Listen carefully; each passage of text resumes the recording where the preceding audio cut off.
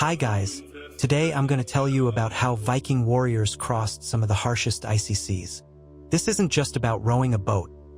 It's a whole journey of survival, exploration, and leaving behind a legend. You'll join me aboard a longship, where cold winds and drifting ice are your companions. Imagine this. Before dawn, the sound of waves echoes like war drums. On the wooden pier, Viking figures in fur coats are preparing for a long day. Have you ever wondered what you would do if you had to cross an ocean so cold it could freeze your oar? Have you ever wondered what you would do if you had to cross an ocean so cold it could freeze your oar? But before we set sail, if you love strange adventures, hit subscribe so you won't miss the next episode.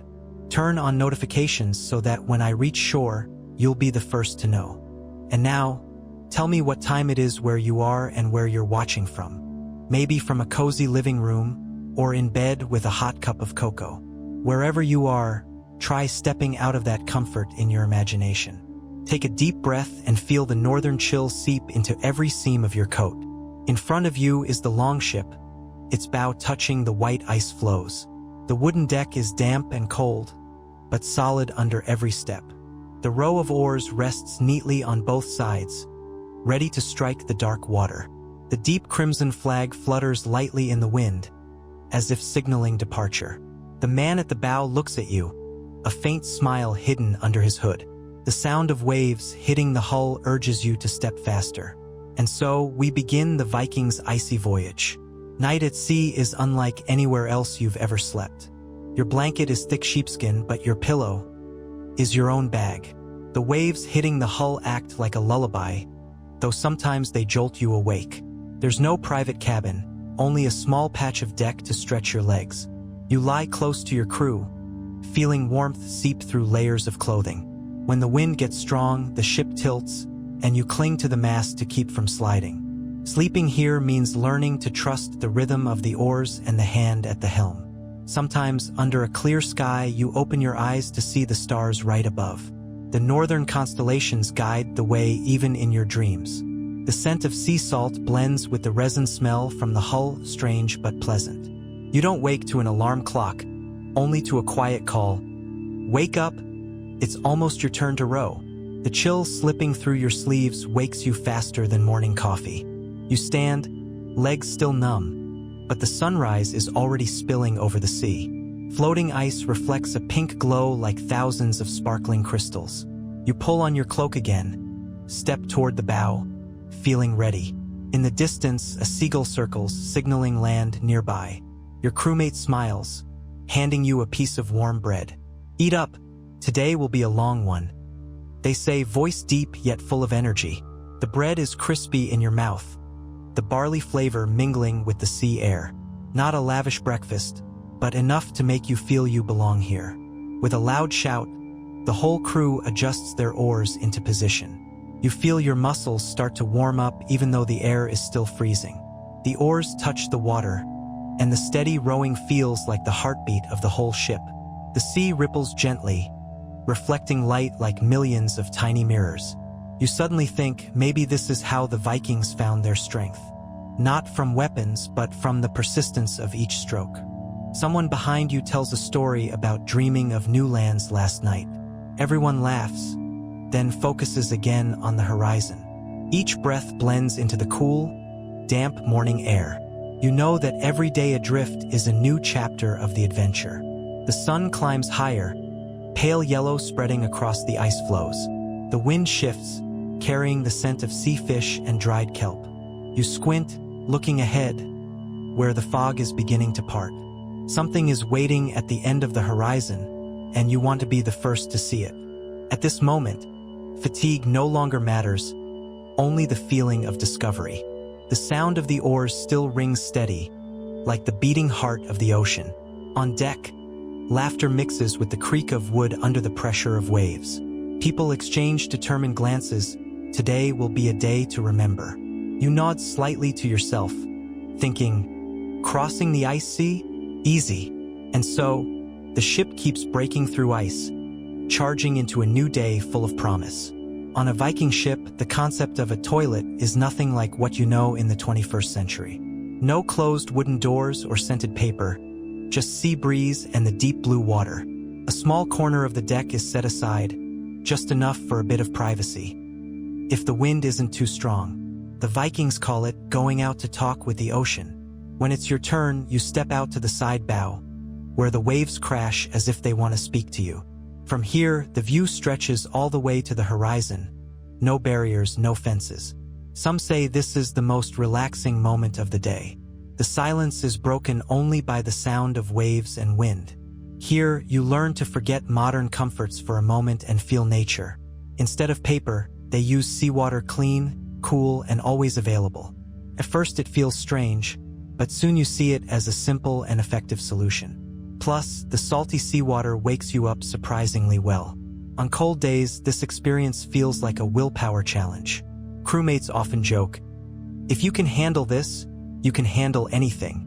Sometimes, funny stories are told right here, turning it into a brief social spot. No one on the ship feels embarrassed because everyone's in the same situation. On clear days, you can see fish swimming right below. The feeling is both freeing and intimate with the sea.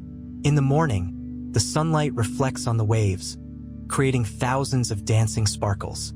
It's the moment you realize that even the simplest task can become something special. Some sailors see this as a good time to plan the day ahead.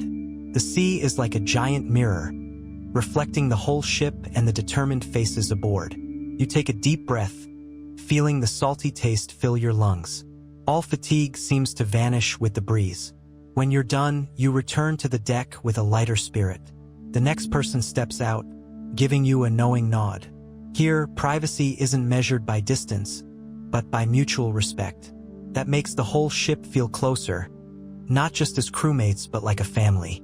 Gradually, you realize this small space is part of the journey.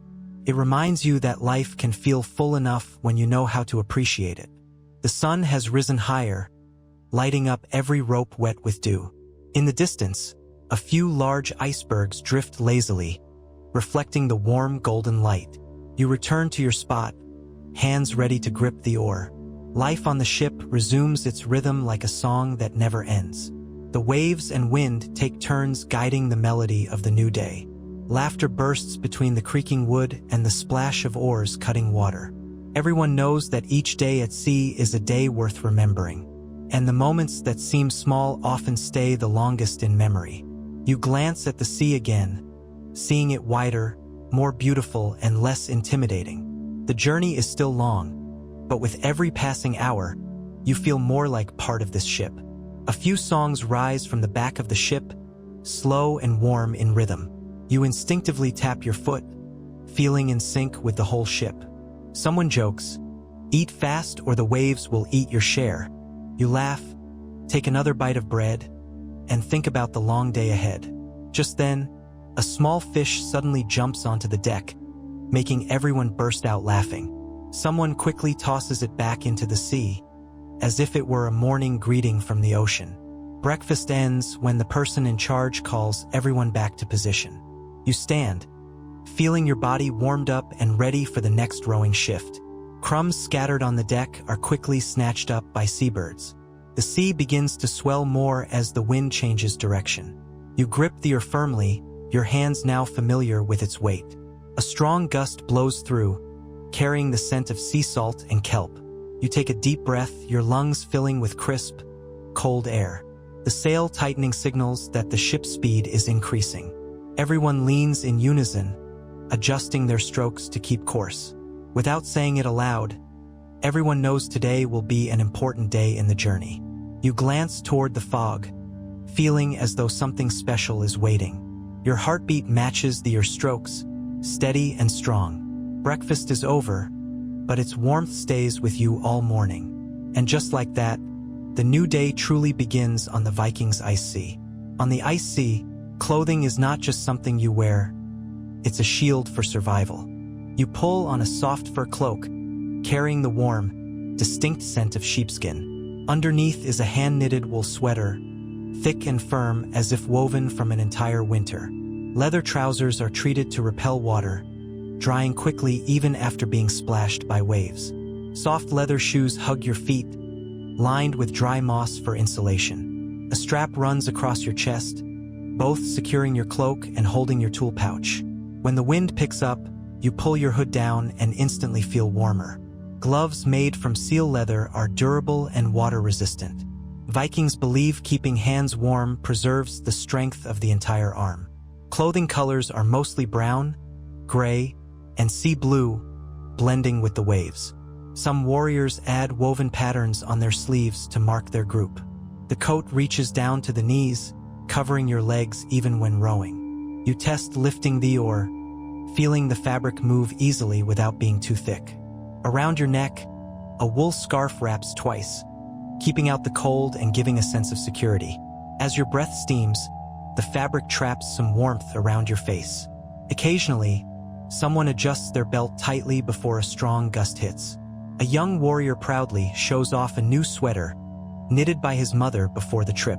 Pride is clear in his eyes when he speaks of the skilled hands back home. You run your fingers over your own sweater, feeling the even stitches like the steady rhythm of life on land. No one complains about clothes here because everyone knows the value of warmth. When the weather turns colder, an outer layer of sealskin is added. The glossy skin deflects the icy droplets that splash against you. Leather straps crossed over the chest keep all layers in place when the wind shifts. Each time you move, the rustle of fabric blends with the sound of the waves. Sometimes, a drop of salty water splashes onto your sleeve and rolls down. You brush it off lightly, the outer fur still dry as if it never touched water. The warmth comes not just from the material, but from how everything fits you perfectly. Clothes on the ship have no concept of fashion, only function and durability. But it is this simplicity that gives Vikings their rugged strength. You tighten your shoelaces, feeling ready for whatever wave comes next. The smell of leather, wool, and the sea mix into the unique scent of the voyage. As the sun climbs higher, the outer fur coat traps warmth without feeling stifling. The wind slips through, brushing the inner fabric lightly like a reminder that you're still at sea. You pull the hood down, shielding yourself from the sunlight reflecting off the ice. From the bow, someone raises a hand. It's time to pick up speed. You shrug slightly to settle the coat more snugly, ready for stronger strokes. At this moment, every stitch in the coat feels like it's holding you securely in place. You understand that clothing here doesn't just protect the body. It's part of your trust in survival. An old warrior smiles. As long as you stay warm, the sea will leave you alone. And with each layer, you feel more like a part of the ocean itself. On the ice sea, health is not just luck. It's a survival skill. The Vikings have simple but effective ways to keep their bodies in top shape. Every morning, you rinse your mouth with salty seawater, both to disinfect and to wake up. At first, the saltiness feels unpleasant, but after a few days, your teeth feel stronger. Instead of toothpaste, they use dried aromatic leaves, chewing them lightly to clean their teeth. The scent of mint and sage spreads, masking the fishy smell of the sea. To stay warm, you drink a sip of honey mixed with warm water before rowing. The sweetness makes you feel more energized, especially on cold mornings. When the sun shines, everyone takes the chance to stand on deck and soak up the light. The warmth spreads through your body like charging up for a new day. Occasionally, the ship docks at an ice shore to collect fresh water from clean ice blocks. You sip the melted water, fresher and purer than anything in a bottle. To avoid muscle pain, you rotate your shoulders and bend your back a few times when switching rowing shifts. These simple movements help prevent soreness and keep your balance steady. Food is not abundant but nutritious. Dried fish, bread, and dried fruit. Every meal comes with the reminder, eat to be strong, not just to be full. On windy days, everyone wraps their scarves tighter to keep from losing heat. You realize that taking care of yourself here is a responsibility to the entire crew. An old warrior says he has crossed the seas dozens of times without ever getting sick. His secret is to always keep his feet dry and his head warm, no matter the circumstances. You try following the advice. Each time you rest, you take off your shoes to dry the moss lining inside. The moisture escapes, and your feet feel lighter and warmer when you put them back on. In addition, drinking enough water is essential, even when the cold makes you feel less thirsty. A leather water pouch is always hung next to your rowing position. When your throat is dry, just a small sip helps you get your voice back. Occasionally, someone spots medicinal leaves or herbs floating on the sea and keeps them. These little gifts from nature become a tonic for the whole crew. In the ice sea, health is not a personal matter. It's the strength of the entire group. Every healthy person means a stronger or on the journey. And with each passing day, you feel your body becoming more resilient, as if forged by the ocean. On the deck of a Viking ship, work begins as soon as the sun rises above the horizon. You grip the oar, feeling its familiar weight in your hands. The rowing rhythm is kept by the steady beat of a drum from the middle of the ship. Each time the oar touches the water, a small column of spray glitters in the light. You feel your muscles tighten, but not with fatigue, only with energy.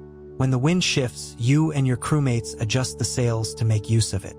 The coarse rope rubs against your hands, but the feeling has become familiar. Another group checks the bow, tapping the wooden panels to make sure there are no cracks. The ship's carpenter always carries a small tool pouch, ready to make repairs immediately. You hear the steady hammering blending with the sound of the waves and the drum. Occasionally, someone stands at the side of the ship, scanning the horizon with sharp eyes. There are no modern binoculars here, only experience and absolute focus. A shout rings out when a large drifting ice sheet is spotted nearby. Immediately, you and the others adjust your rowing to avoid collision. This sense of perfect coordination makes the whole crew feel like one single body. On deck, some are mending nets to be ready for fishing when the chance comes. The wet nets are heavy, but their hands are quick and precise. A young warrior uses a small knife to smooth the handle of an oar. You realize that here, every task is equally important. No one is idle, not even when the sea is calm. Sometimes you're assigned to sweep the deck to prevent the wood from becoming slippery when waves crash over. The scent of salt and resin rises as you dry each plank. In the distance, a seabird appears, signaling there might be fish nearby. The fishing group quickly prepares their nets, eyes full of anticipation. You help them hold the rope, feeling the suspense as you wait to haul it in. A few shimmering silver fish wriggle as they're brought onto the deck. Cheers break out, warming the atmosphere. Someone grills a small fish on the spot so everyone can share. The fresh, hot taste makes you forget the cold seeping into your collar. After eating, everyone returns to their positions, continuing the rhythm of work. You adjust your oar, feeling each movement flow more smoothly than yesterday. A crewmate beside you whistles, keeping the rhythm for the entire rowing line. The whistle blends with the waves, creating an improvised melody. The sea starts to swell with bigger ripples, signaling a change in weather. The helmsman adjusts the course, his voice clear even as the wind grows stronger. You grip the oar tightly, feeling your heartbeat sync with the rhythm of the ship. In this moment, you understand that work here isn't just duty, it's part of life. Every action, every coordination moves the ship a little further forward. And for the Vikings, moving forward isn't just a choice, it's instinct. As dusk falls, the day's work winds down, but the voyage continues. On a Viking ship, women aren't just passengers, they are part of the crew. Some are in charge of the fire, ensuring meals are ready when needed. The warm smell of baked bread and dried fish fills the deck, masking the scent of salt. Others mend clothes, their hands quick even as the ship rocks. The sturdy stitches ensure the garments endure wind, water, and long days at sea. Women also take up rowing when hands are short, their strokes as strong as any male warrior.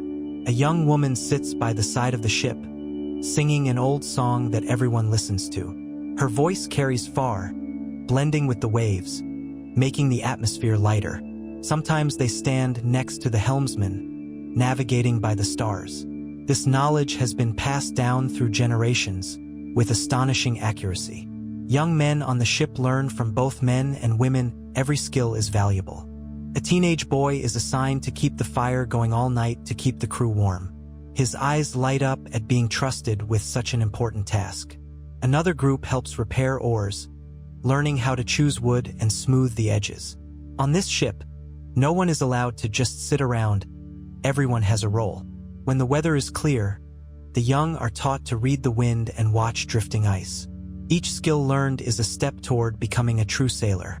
Older women often tell stories in the evening, both to entertain and to pass on experience. Tales of long journeys at sea excite the younger ones.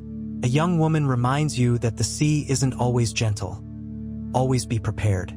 You nod, sensing the seriousness in her words. When urgent work arises, everyone pulls together quickly without needing many orders. This smooth coordination comes from living and working together every day. Even children, if present on the ship, are given small tasks like coiling rope. Their laughter makes the long days at sea less tiring. A boy hands you a wooden cup filled with warm honey water. You thank him, noticing his small hands are red from the cold. In your eyes, every member of the ship, young or old, is a warrior. They fight not only against the wind and waves, but also the monotony of a long journey. The presence of women and youth brings a sense of family to the middle of the ocean. Someone jokes that this is like a floating village drifting along the ice. And it's true, each person is an essential part of this community. In the afternoon, women and young crew members help prepare dinner. The smell of hot porridge and stew seeps through every gust of wind. While waiting, a few people weave small baskets from rope fibers to store herbs. Everything is handmade, patient and meticulous, as if nothing needs to be rushed.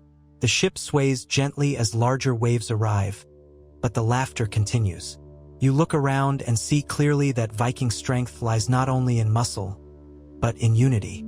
Even when night falls, they still work together under torchlight. And because of that, the ship keeps moving steadily forward, despite the endless stretch of ice sea. When they're not rowing, everyone on the ship reveals their own hidden talents.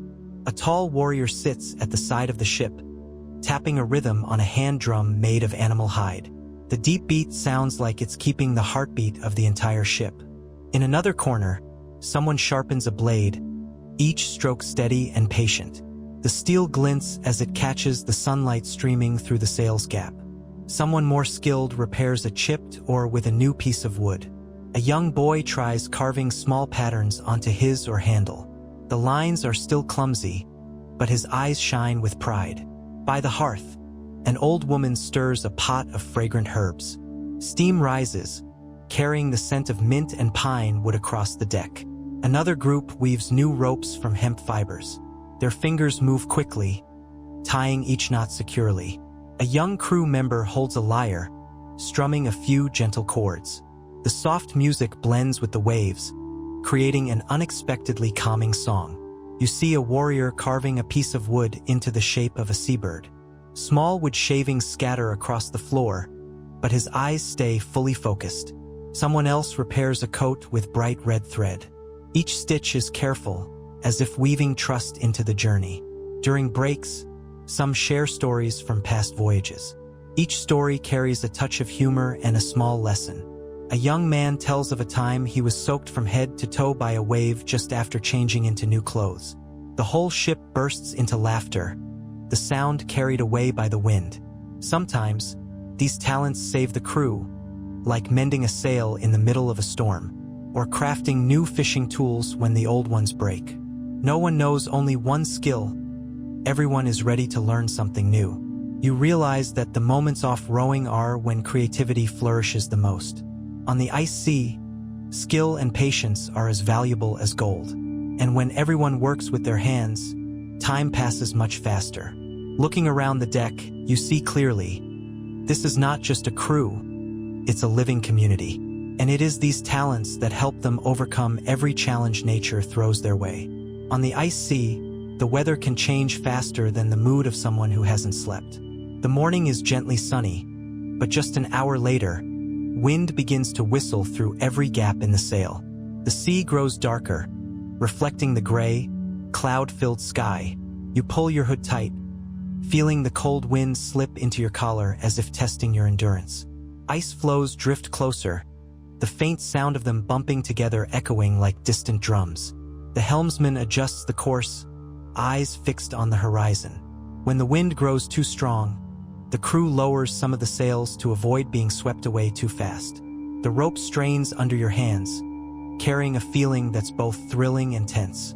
Colder air also means fresher air. You breathe deeply, your lungs feeling full. An old warrior reminds you to keep moving your fingers to stay warm. On deck, some start another fire so people can warm up during rowing shifts. The flickering orange flames reflect on faces flushed red from the wind. When high waves appear, the whole crew leans with the wind to stay balanced. You feel the ship like a living creature, bending itself to avoid each wave. Cold drops splash onto your face, but are quickly carried away by the wind. At times, a dark cloud passes overhead, blocking all light for a few minutes. Everyone falls silent, leaving only the steady sound of oars touching the water. Then the light returns, like a reward for patience. The sea shimmers silver, each ripple sparkling under the sun.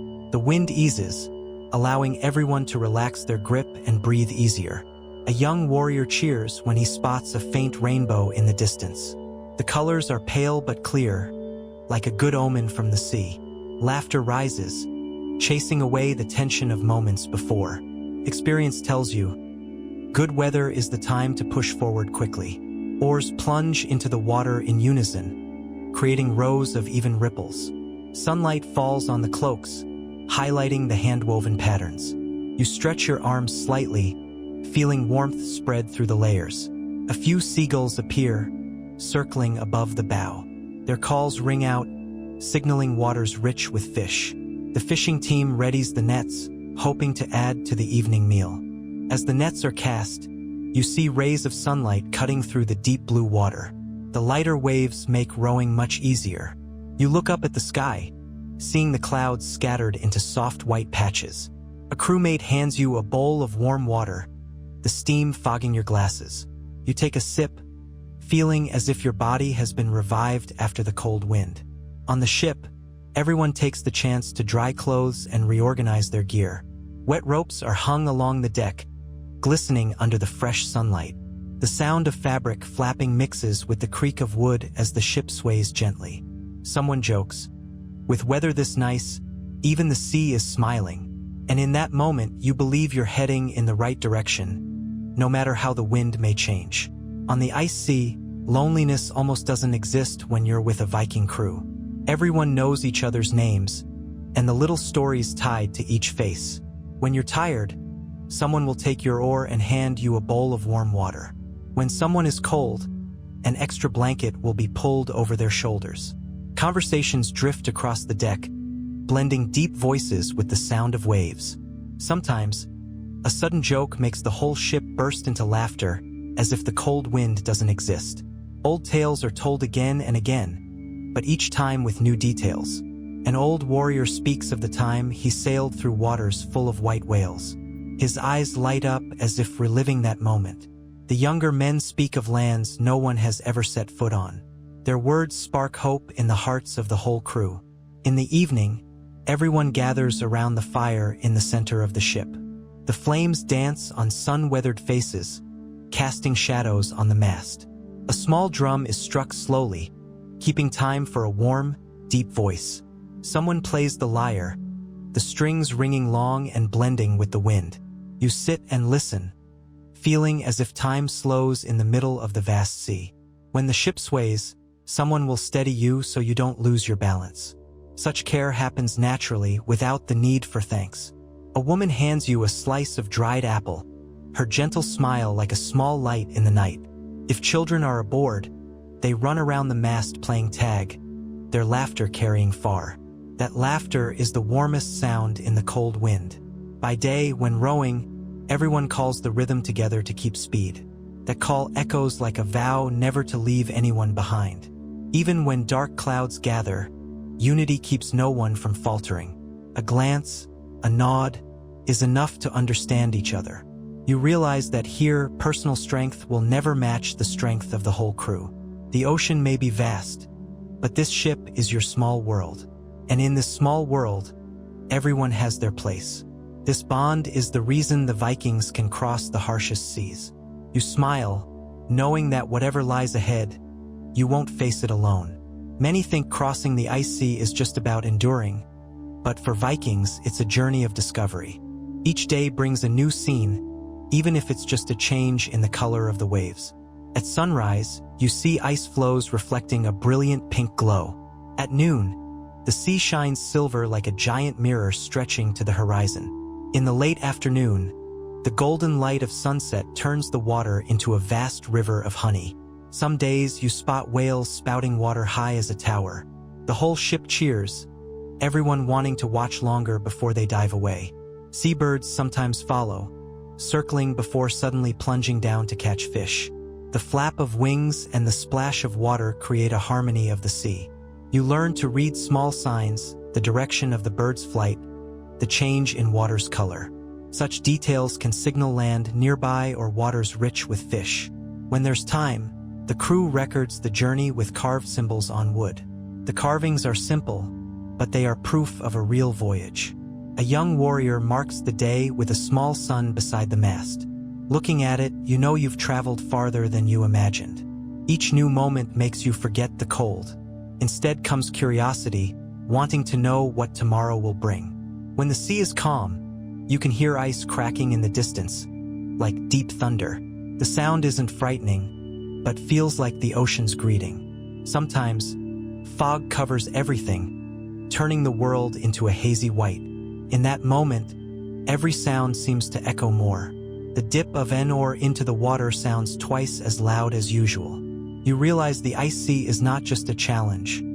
It's a living painting. And you, along with your crewmates, are part of that painting. Each time you step onto a new shore, a sense of victory fills your body. No fireworks are needed, just the scent of damp earth and the sound of waves hitting the rocks. You see the first footprint pressed into wet sand, knowing it is history.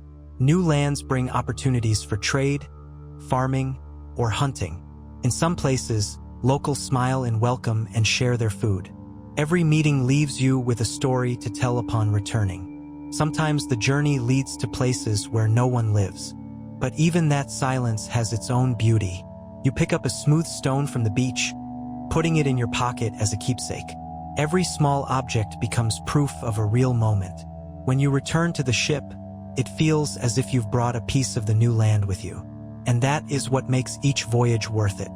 No one on the ship thinks only of the destination. It's the journey they will remember forever. On clear nights, you see the northern lights dancing across the sky.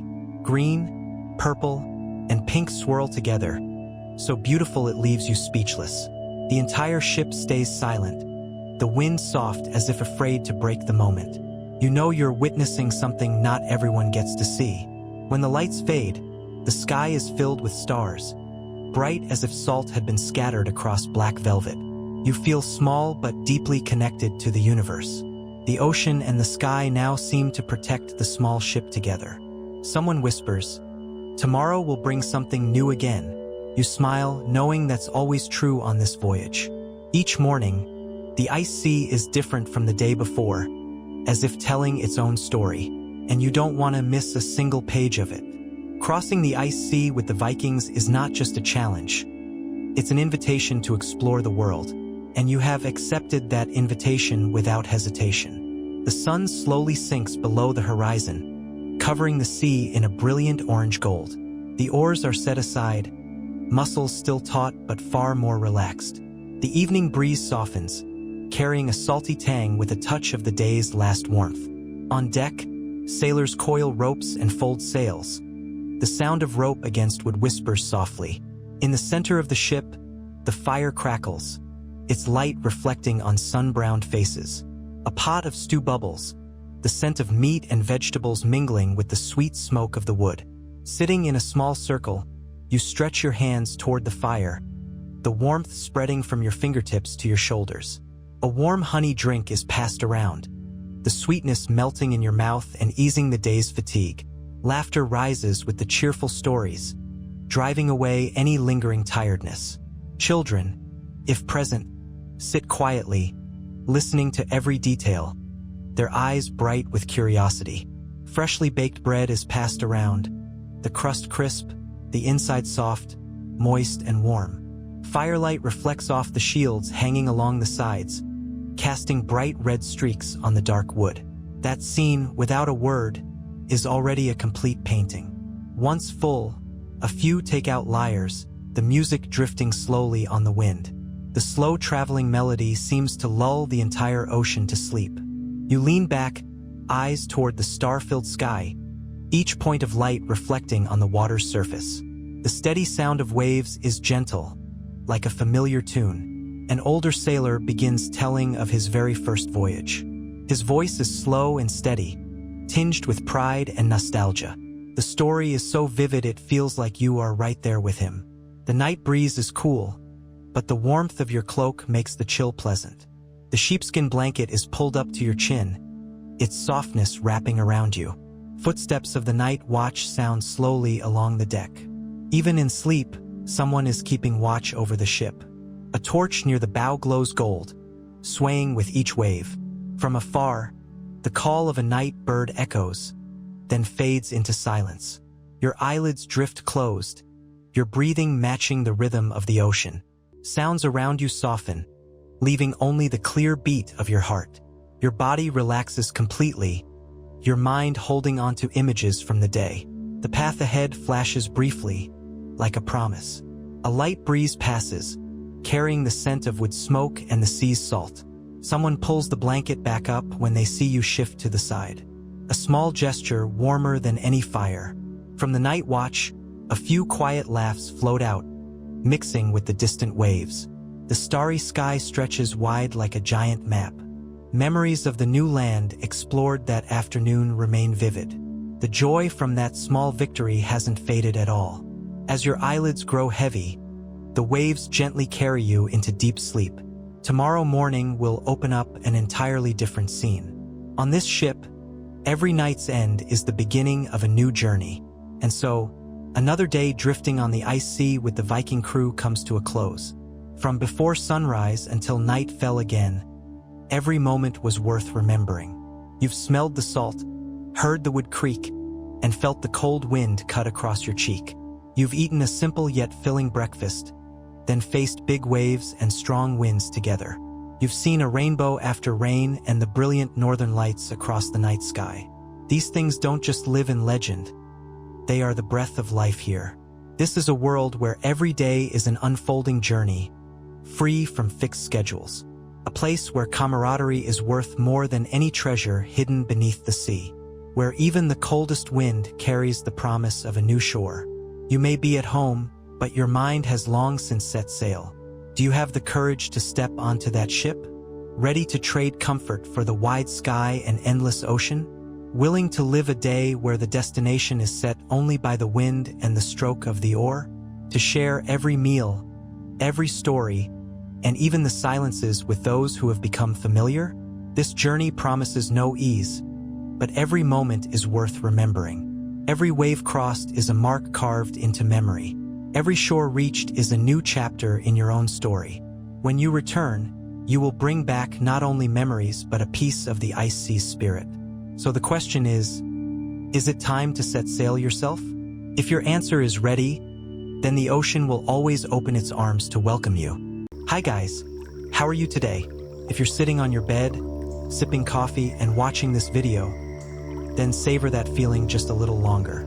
Because in just a few minutes, you'll be pulled back 3,000 years to a time when coffee didn't exist and beds were made of stone. Today, I'll guide you into a role, not a pharaoh, not a prophet, but a concubine. Not the main one, you're number 34 out of 97, and he barely remembers your name. You live in a golden palace, but can only step out when summoned, and must retreat when someone more important arrives.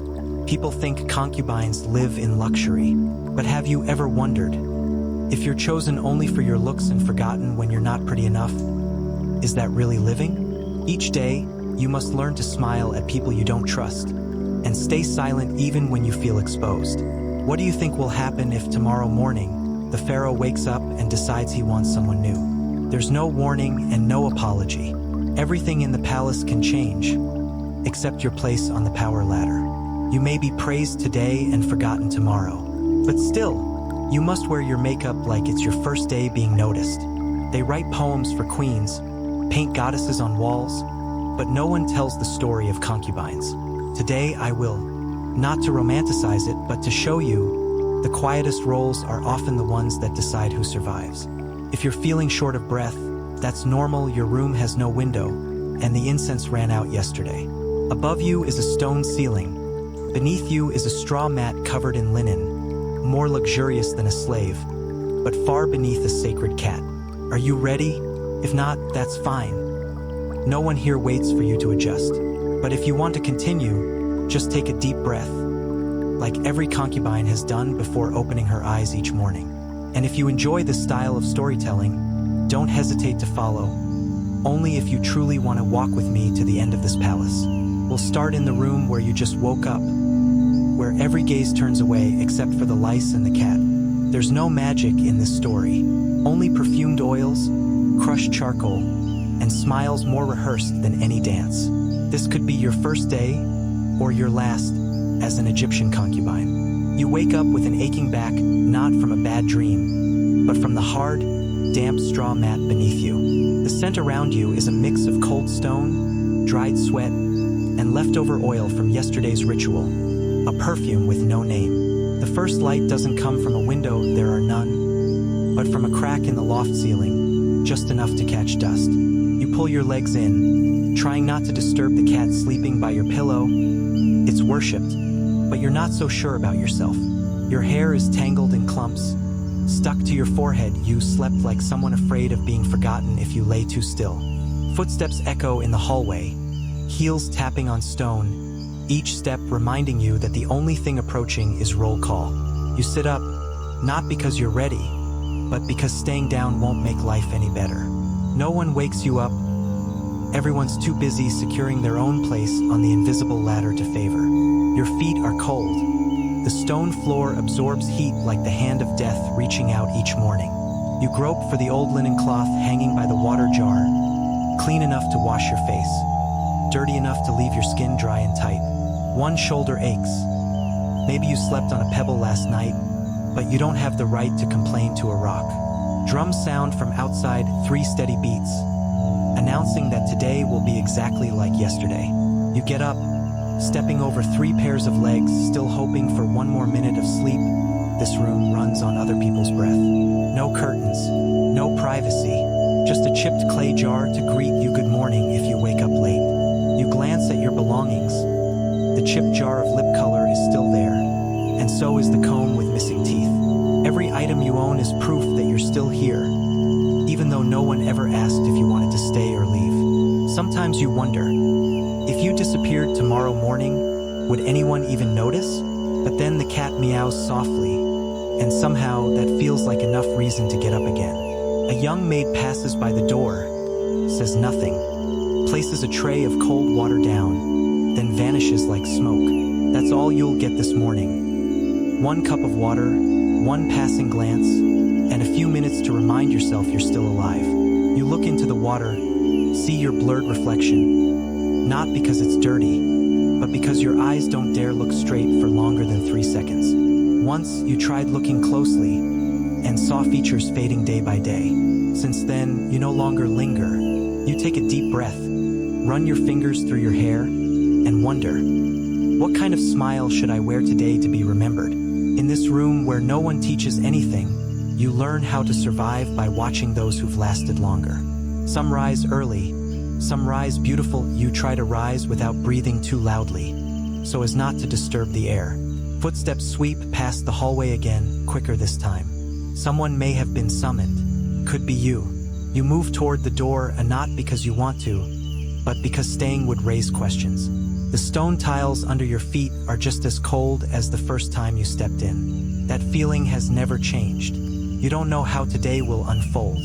But one thing's certain. Last night's sleep wasn't enough to recover. A new day begins not with sunlight, but with a ritual no one ever asked if you wanted to perform. You leave the room like a shadow, except shadows have the right to stay still if they don't want to move forward. Down the corridor, other concubines are walking too one by one, as if all heading the same way without knowing the destination. No one says a word. Everyone's busy reviewing what needs fixing, or what might make them stand out more than yesterday. You know the overseer's eyes are watching. They don't need to speak. They just note. Who's late? Who smudged eyeliner? Who yawned? You glance to the side. Concubine number 33's blush is heavy today. You're unsure if that's boldness or desperation. Footsteps echo steadily between two stone walls, where there's no music, only the rhythm of silent competition. A breeze sneaks in through a small vent, just enough to remind you there's blue sky outside, but not for you. The room ahead is brighter. It means you're near the place where lines are formed. You take one last breath, trying not to shiver, not out of fear, but from the cold. And then you step into that light, where a concubine's day begins not with greetings, but with a single look. In the room to the left, they call it the cleansing area, though you've never seen it truly clean. The walls still were the color of old stone. The water sits in jars, stagnant, cold, and unchanged. You remove your cloth and step toward the shared basin. Yesterday it washed a god's statue. Today it's your turn. The scent of leftover incense mixes with mildew, as if you're bathing in a forgotten dream. Your hand touches the water cold as if stored in the pyramid's basement. You don't gasp, not because you're used to it, but because no one is allowed to complain in the morning. Someone is waiting behind you. Could be number 35 or someone with more privilege. You wipe your face, scoop water through your hair, not wet enough to be clean, but tangled enough to resist brushing. An old maid once said, "Cold water is good for the skin." She vanished 3 days later, so no one confirmed if that was true. You apply a layer of powdered stone to your face, or not to look pale, but to cover what must be hidden when light hits at an angle. Your eyes need to be redrawn. The black pigment is made from burnt ash and resin, a mixture that beautifies while stinging your eyes. You once heard that drawing eyes like the god Horus would grant protection, though no one ever said from what. Your lips are dry, so you use the leftover honey from yesterday's ritual? If you're lucky, no ants will show up. There is no mirror, only water, and water always makes you look more faded than you truly are. You dry your face with a thin cloth old, frayed, and once owned by someone who's no longer in the palace. Every motion is swift and precise, and not because you're in a hurry, but because you've done it unconsciously every day. You once hoped brushing your hair and applying perfume would bring joy, but now, the only feeling is just getting it over with. The scent on your neck is no longer fresh. It lingers from yesterday and the day before. A small red mark appears on your neck, maybe from scratching, or maybe from a loose thread in the cloth brushing you as you slept. You want to ask someone if it's visible, but stop. Everyone is too busy with their own faces. Everyone is polishing the fragile shell they hope will make them stand out. But what gets you chosen isn't makeup. It's the gaze of someone you're not allowed to look back at. You dab a bit of resin on your wrist, then hide it under your sleeve like a thin charm. Once, a concubine told you, if he doesn't notice you, at least let the scent arrive first. You didn't believe her, but you still do it today, not out of hope, but because you don't know what else to do. A maid brings a wooden box. Inside are a few combs, a pumice stone, and some oil-soaked fabric scraps. You choose the comb with the most teeth intact, brushing through hair that still holds grains of sand from a courtyard ritual 3 days ago. Each stroke of the comb makes your hair sigh, or maybe it's you sighing. You can't really tell anymore. You lift your chin, straighten your back, or not to look more beautiful, but to seem less like someone who just woke up from stone. Outside, the sunlight begins to shine into the hallway, signaling it's time for someone to be summoned. Maybe it's you. You put everything back in the box, wrapping up what's called self-care in just 5 minutes. Everything is fast, everything is quiet, because everyone knows. Those who are slow are the ones whose names are forgotten. A voice calls out, not your name, but close enough. You have to go. You stand at the threshold, dress smoothed, face finished, eyes emptied of emotion. You don't know what you'll witness today, or whether someone will witness you, but you know for sure, if you show you're tired or worried, you'll become invisible to those who matter. You take a deep breath. The scent of rotting wood, faded perfume, and limestone surrounds you. The smell of power mixed with waiting. Your feet touch the stone floor for the how many th time you've lost count. But it's still as cold as the first, Faint music begins from the main hall, steady beats like the heartbeat of a ritual in which you are just one small detail. And so you go not to stand out, but because here, if you don't step forward, you'll be stepped over. The courtyard where breakfast is served lies between two stone corridors. Sunlight pours in, but never enough to feel pleasant. In front of you is a thin bronze tray, no name, no rank, and not many options either. A piece of flatbread as dry as old hope, a pale cup of honey, and a glass of water, warm and murky. They call it a meal for the chosen. Though you've never known who actually chooses the menu. You reach to break the bread, and your first thought is, it won't tear, it snaps, then falls. You try dipping it in honey, but the liquid has thickened like it's been sitting since the festival 3 weeks ago. The honey sticks to your fingers, then picks up dust from your sleeve. Now it's sweet with a touch of old fabric. You look around. Everyone eats as if they know there won't be a second meal today. No one talks while eating, not out of manners, but because food is so scarce that no one wants to be distracted. Once you coughed during a meal, and ever since you've been told, be careful, don't waste it. You take a sip of water, unsure whether it's boiled, filtered, or from yesterday's temple basin. Your throat remains dry, or not due to lack of water, but because you stopped expecting anything from drinking long ago. Another concubine sits nearby, her makeup heavy, eyes unblinking. She eats slower than you. Perhaps she knows eating fast won't get you remembered any sooner. You're still learning that. A maid walks by, her footsteps trailed by incense, like a quiet form of mockery. You try to finish your meal, not out of hunger, but to keep your hands from looking idle if someone glances over. Sometimes you think, if today's the last day, I should at least eat properly. But with what? The flatbread crumbles in your hand, and honey clings beneath your nails, not enough to enjoy, not little enough to forget. You wipe your hands on the cloth covering the tray, something that may have once belonged to someone far more important. Again, you glance around, not searching for a friend, but to see who is being noticed. Concubine number 12 doesn't eat today. She just sits and stares, and you're not sure if it's strategy or a sign she's fading. But you're still eating and still being watched, so you still exist. In the morning light, the overseer's gaze sweeps across like sunlight, slicing the surface of water. You pretend not to notice, but after living here long enough, you know that gaze always carries a mental checklist. A list of who smiled on cue, who ate slowly, who wore crooked makeup, who didn't bow low enough, even who broke their bread or ate it whole. You didn't think it mattered until someone disappeared. Once you asked an older concubine, "Why does breakfast make everyone so quiet?" She smiled, didn't look at you, and said, "Because it's the only time you can sit without acting." You're not sure if it was advice or a reminder that every moment is being watched. Finished, you stand up, not too quickly, not too slow, just enough to avoid standing out among 10 others heading the same way.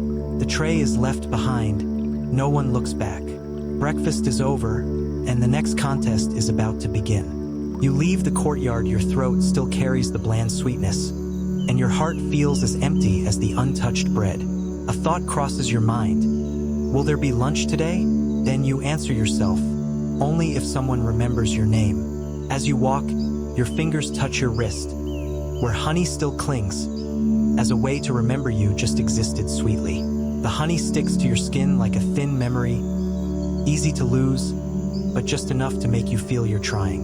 A speck of dust falls onto the old tray, you see it, and wonder, maybe it was once part of a grander meal. You step past the threshold of the hallway, where the sun is now high.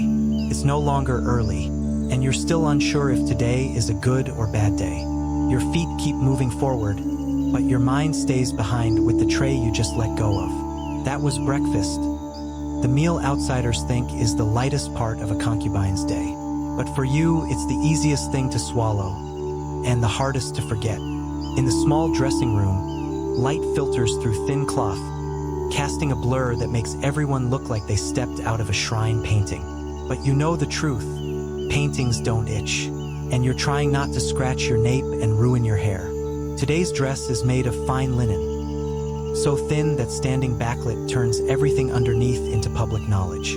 They say it flatters the figure, But wearing it, all you feel is cold on your stomach and itch on your back. The tight garment squeezes you into an ideal shape, not your ideal, but the one written by those who defined palace beauty.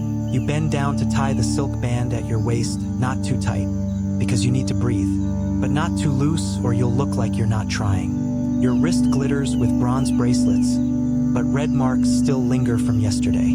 A thin strap rubs against your shoulder, reminding you your skin's been raw for days, and you still haven't been given a new dress. They say concubines have entire wardrobes, but you have 3 sets, rotating in this order. Freshly clean, nearly clean, still wearable. Today is nearly clean. You take a breath, and the familiar stale scent hits instantly: sweat, powder, and something uniquely yours. You subtly adjust your hem, a subconscious move you make every day, as if it's the only thing you can control. The back of your neck still itches, a dull sensation, not painful, but persistent like a rumor. You used to think it was your hair, but after seeing a few tiny bugs fall from your comb, you understood. A maid once whispered, "Lice are a condition, not a disease." You didn't laugh because you didn't know where to aim it. In the palace, everyone smells pleasant, but only from afar. Up close, you smell real skin, damp fabric, and tiny creatures that never give up. You don't dare scratch, because scratching is admitting. Instead, you tilt your head occasionally, as if checking your hairstyle. Sometimes you wonder, how does a place full of stone, incense, and perfume become heaven for lice and fleas? But then you remember, no one washes clothes daily, and sunlight doesn't linger long enough here to clean anything. The dress you're wearing is embroidered with lotus flowers, a symbol of purity, but your back is drenched in sweat. Once, you saw a concubine use clay powder to absorb odor in her dress. She vanished 2 days later from an allergic reaction. You still use that method, but less, just enough to not feel like you're melting in the sun. A decorative stone necklace hangs at your neck, heavy, cool, and useless against the itch. Sometimes you forget where you are, not from daydreaming, but because this outfit is so tight that every move must be calculated. You lower your head slightly to check the back of your dress, not for modesty, but for yesterday's stain. Dress adjusted, hair brushed, smile ready, and the itch still there.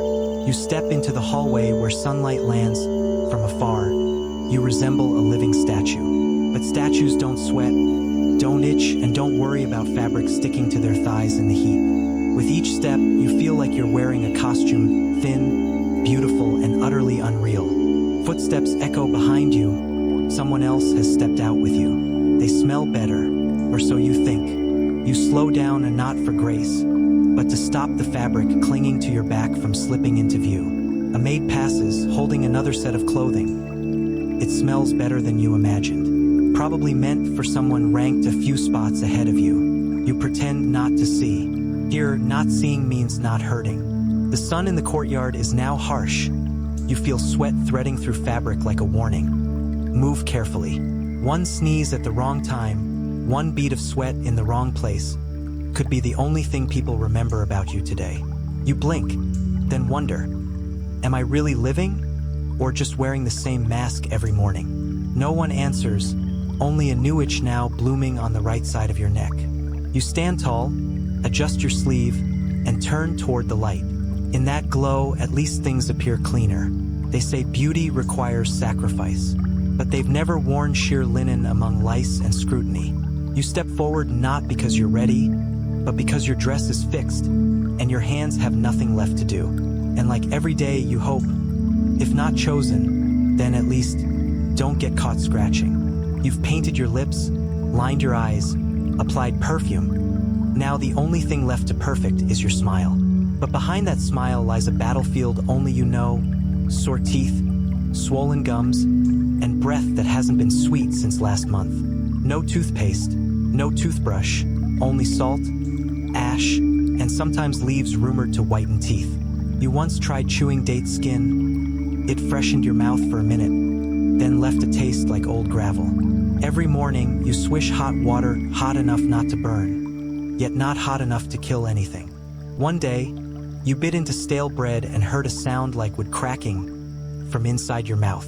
A front tooth once wobbled for 2 weeks before you learned to smile with a tilted head to hide it. No one in the palace asks if your teeth hurt, because smiling is duty, not emotion. You once saw a concubine faint during a dance. They said it was windstroke, but you knew the blood from her mouth was real. You breathed softly, careful not to let secrets from your mouth drift too far. The mouthwash here is made of spices and scented ash. It burns your throat, but at least masks your own odor. Once, you skipped the rinse, and the look from someone nearby made you feel you'd committed a silent sin. You've learned to speak less, smile on cue, and never open your mouth unless absolutely needed. An ulcer on your lower gum has been with you for half a month. You gave it a name like a roommate. When you swallow, the faint taste of blood reminds you, don't bite down hard.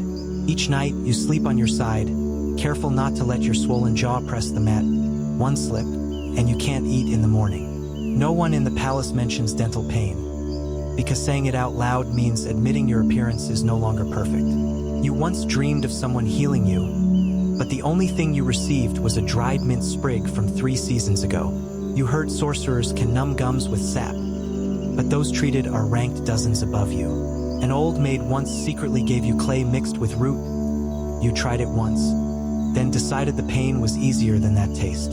Sometimes, when the pain eases, you feel lucky.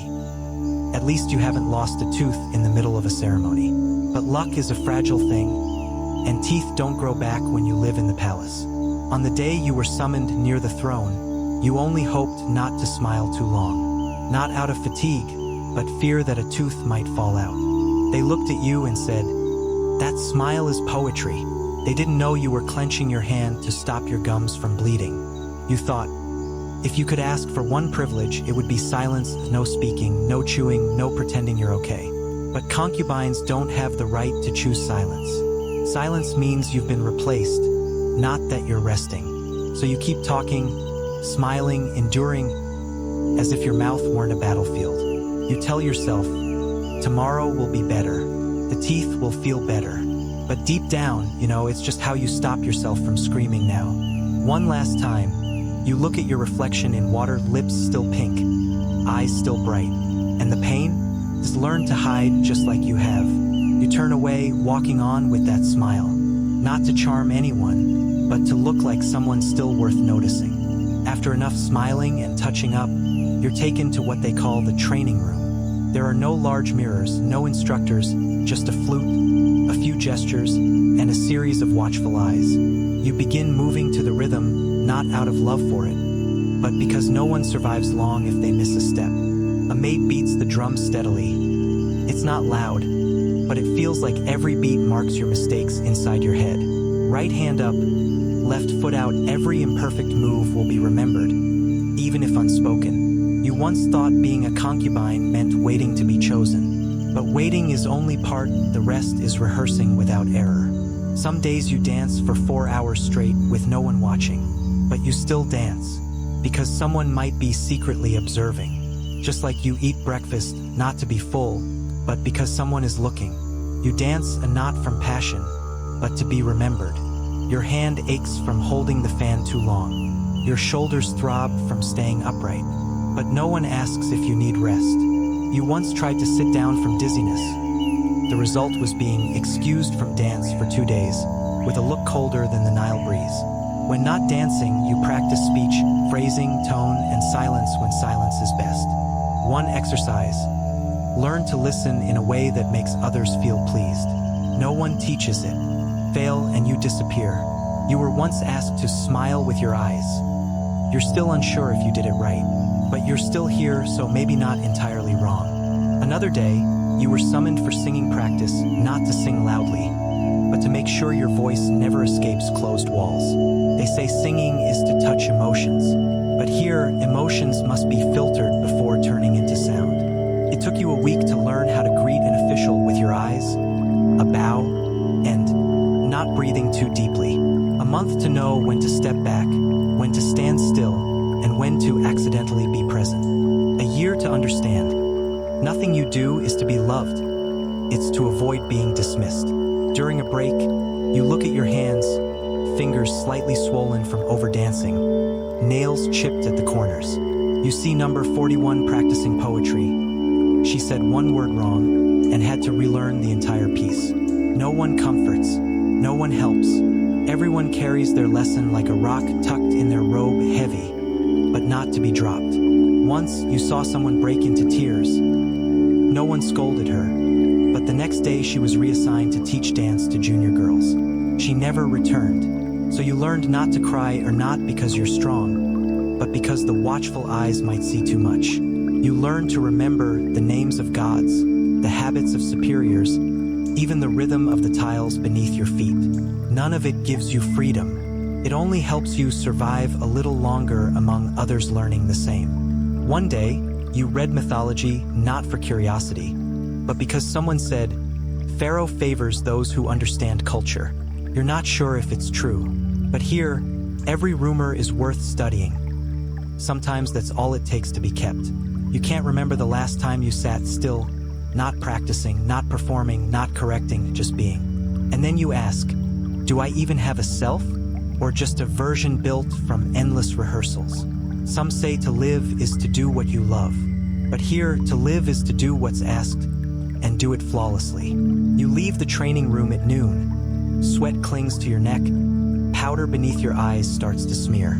You don't have a towel, just the wind and glances that pass by, then turn away. On your way back, you pass a concubine being escorted to meet a guest. She says nothing, just grips her hands tightly. You bow your head without words, because in the palace, any word can become wrong if said at the wrong moment. Once again, you walk the long hallway, where light isn't bright enough, yet still hurts your eyes. You're tired, your mouth is dry, and you're hungry, but you don't stop, because no one's allowed to stop. The work doesn't end with a bell or thanks. It simply pauses until another summons arrives. You no longer feel resentment. You feel used to it, as if this is the real shape of those who want to live longer. Each day you get better, not at dancing or singing or speaking, but at existing without letting anyone see you're tired. And you understand, in the palace, whoever can keep performing, that's who still gets to stand. As you walk past the west corridor, where few people go, you hear laughter, small, brief, and afraid to echo. A group of children are learning to dance, tiny steps repeated over and over, as if someone is teaching them to survive before they even know what living means. Girls aged 8 or 9, thin, pale, dark-eyed from lack of sleep, still trying to smile to the music. One girl falls while turning. No one helps. She gets up immediately, dusts nothing off, sheds no tears. You were once one of them, a tiny shadow trained to smile before your baby teeth fully grew in. In the palace, girls are taught obedience before they learn to write, and silence before learning to breathe deeply. An old woman sits by the door, hair silver, eyes cloudy, still stitching a cloth no one ordered. They say she was once a concubine. Now she's just someone too old to be remembered by name. No one asks if she had children, if she dreams, or if she wants to leave that room. She sits there every day, watching the children dance, then returns to her sewing, as if trying to stitch herself back together.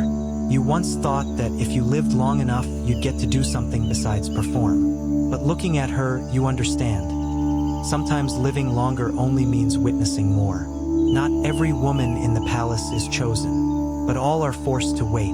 The chosen worry about being replaced. The unchosen worry about being forgotten. Some do hair, write poems, bake bread, stay silent, but no one truly gets to be themselves. A pregnant concubine is led across the courtyard. She holds her belly, eyes avoiding everyone. In the palace, giving birth isn't a celebration. It's a test. If it's a boy, you might stay. If it's a girl, no one knows yet. Someone once whispered, if she's born a girl, teach her to smile before she learns to run. You once asked, has anyone ever left here? The answer was yes, but no one remembers their names. Older women fade into corners, where light doesn't reach, and memories are no longer repeated. Some sew, some teach dancing, some simply wait for the day their names stop being called. In the laundry area, A 10-year-old girl wrings cloth with small, stiff hands. No one helps. You see yourself in her. Same height, same way of biting her lip when afraid of making mistakes. You want to ask her name, but remember, no one asks names here without a reason. An older concubine walks by, her posture straight but her gaze hollow, as if emptied years ago. Once you heard her say, "When I was young, I longed to see the pharaoh. Now I just hope not to be seen." Another girl sits curled in the courtyard, messy hair, eyes closed, maybe meditating, waiting, or trying to disappear. In the palace, women are a collective sigh, long, steady, and never heard. You pass by a row of rooms. One once belonged to a concubine who died of fever. Now it stores old belongings. Each item was once part of someone. But now, no one remembers whose. Sometimes you wonder, if you disappeared, who would notice first, your dresser or the cleaner? In the palace, you are a puzzle piece fitting somewhere, but easily replaced by any piece the same shape. A group of girls are learning speech, voices high, round, and forced like wind shaped into words. You pause for a moment, then turn away. Here, standing too long can be mistaken for daydreaming. Each girl will grow into a version of the woman you're trying to become. And you are just a version of someone who once walked these halls and is now never mentioned. All of them form a long chain, no names, no endings, no part different enough to be its own story. In the palace, no one is born to become someone. They are only taught not to disappear too quickly. They say if you're not pretty enough to be a concubine, you can learn to perfume the dead. You're unsure if that's comfort or cruelty, but once you're in that group, there's no returning to the main courtyard. Someone brews the wine used in rituals. Its scent drifts across the hall, but they're not allowed a single sip. Someone else is in charge of wiping the statues, a task never spoken aloud, but done precisely every single day. There's a group dedicated to scrubbing the stone floors after rituals. Sometimes it's animal blood, sometimes it's unclear. You once saw them crouching to clean, bare hands, gray rags, no one lifting their head even when others walked by.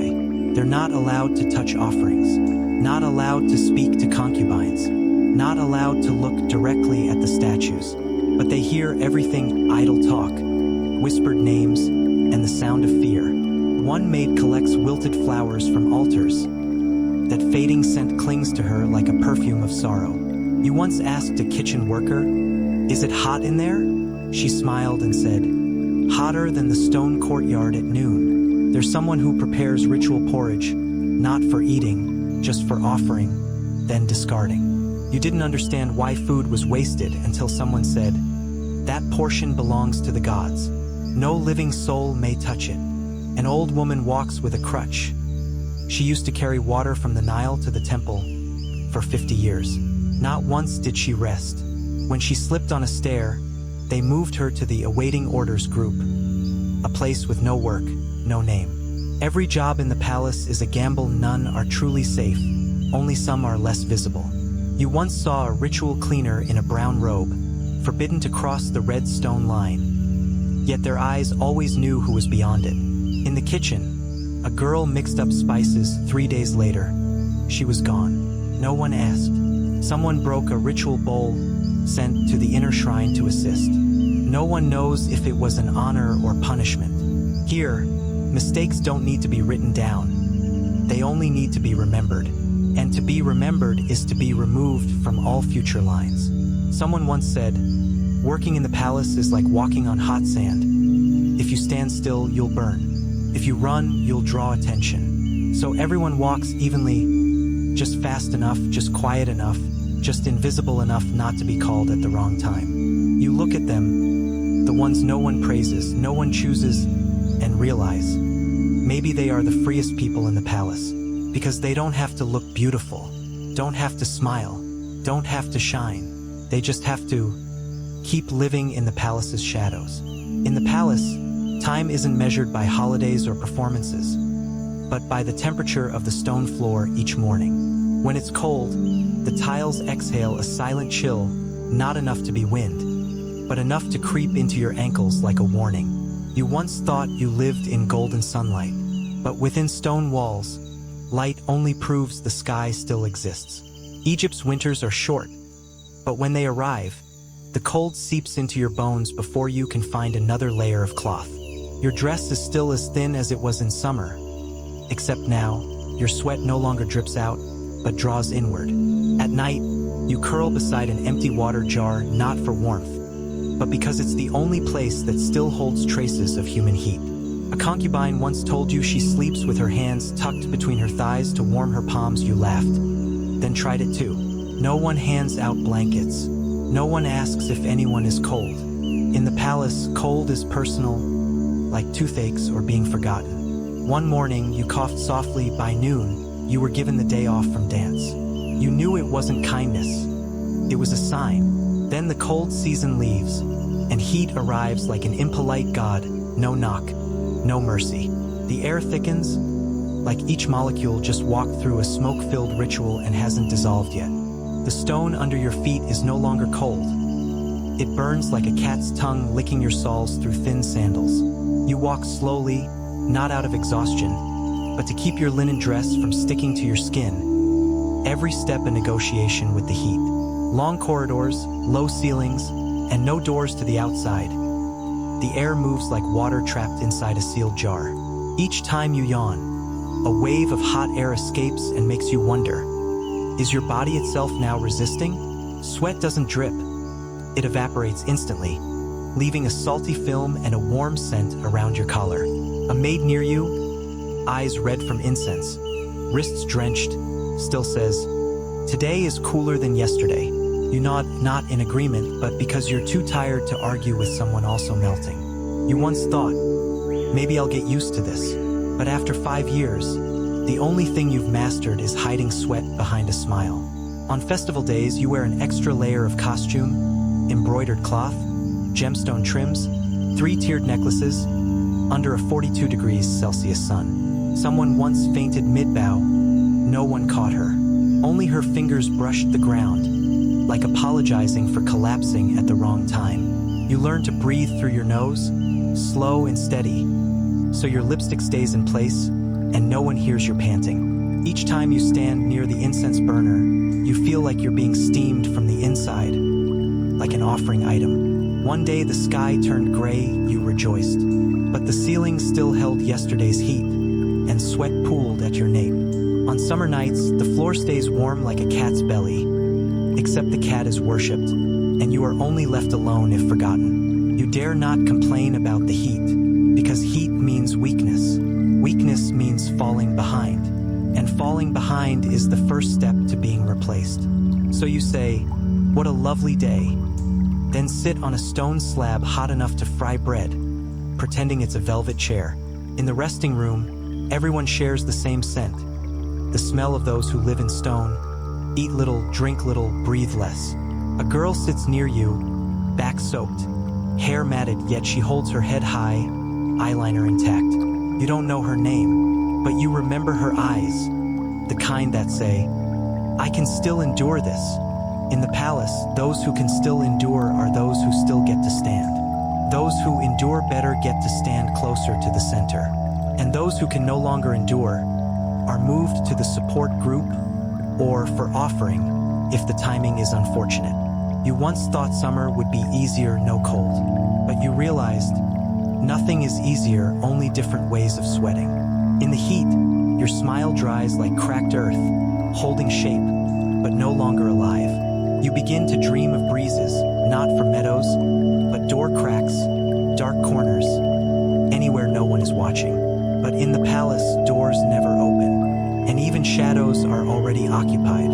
So you stand in the light, sweaty, sore, itchy, but still beautiful. Each drop of sweat rolling down your chin is unseen effort, silently acknowledged. In this heat, you don't wish for love, just for someone to let you sit down without judgment. But no one allows it, because in the palace, whether it's cold or hot, you must still stand straight, breathe lightly, and smile as if you are the wind. In the Egyptian palace, you're rarely truly alone, even when everyone else has left, because there are tiny creatures clinging to your seams, living in your stitching, and sometimes crawling across your back while you sleep. They're called the unnamed things, because saying their names is bad luck, yet not saying them doesn't stop the biting. You once woke in the middle of the night, not from dreams, but because your nape itched, a kind of itch that feels like something just arrived and stayed. You didn't scream. Any sound at the wrong time is seen as weakness. Instead, you scratched lightly, then stayed still, accepting this as the only roommate who isn't competing with you. The next morning, you look into a water tray and see a faint red mark behind your ear. You ask no one, apply nothing. Another concubine once joked, "Lice prove your hair is thick enough for poetry." You laughed, then scratched. In the palace, everyone smells nice. But fragrance doesn't kill eggs. It only makes them live more luxuriously. You were once given a herbal ointment for your hair, used it 3 times, then got warned about wasting the treasury. Once you saw a bug crawl across your pillow. It stopped right in the middle of a Horus symbol, as if asking for respect. You raised your hand to swat, then hesitated. The blood inside might be yours, or from whoever used the blanket before you. People say, "Don't worry, they won't kill you."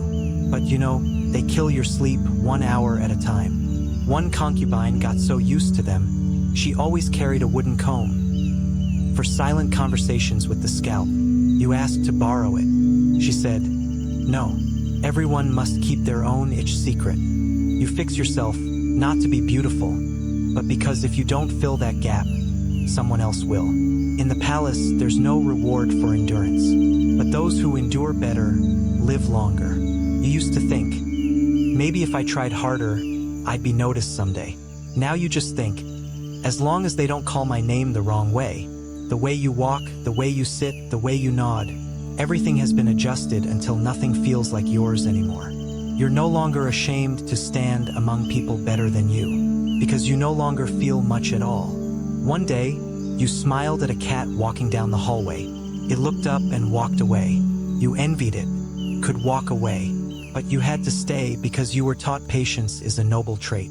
A new girl entered, young, beautiful, radiant. She passed by and asked, "Is it fun here?" You said, "Yes." You weren't lying. When you no longer have expectations, everything becomes easier to accept. Every evening, you rest your hand on your forehead, staring at the stone ceiling, wondering, if I disappeared, how long until someone replaced me? A roommate of yours once left. No one mentioned her again, and her bed was filled that very night. You didn't cry, because if you cry, who will wipe your tears? And if someone does, will they remember why? You learned something. To survive the palace, you don't need to believe in the future. You just need enough calm to get through today. Some days you smile all day, no one asks why. Some days you're silent, no one wonders. You're no longer a person. You're software, programmed by rituals, schedules, and reflexive, "Yes, Your Majesty." They say, women in the palace are protected. But you know, not being touched doesn't mean being loved. You once saw a concubine say the wrong thing. She wasn't scolded, but from that day she disappeared from every list. Since then, you learned to speak less, then even less, then barely at all. You began to measure your worth by whether you were praised or at least not forgotten today. Sometimes that's enough. A maid once asked, "Are you sad?" You replied, "No," and honestly, you weren't sure that feeling existed anymore. You eat, work, sleep, and repeat, no different from the statues around the temple. But statues don't get hungry. Statues don't itch. Statues don't ask, "Am I still alive?" But you do, though those questions grow shorter and the answers grow quieter. Someone once said, if you stop feeling, you stop hurting. You found that only half true, because you no longer feel pain.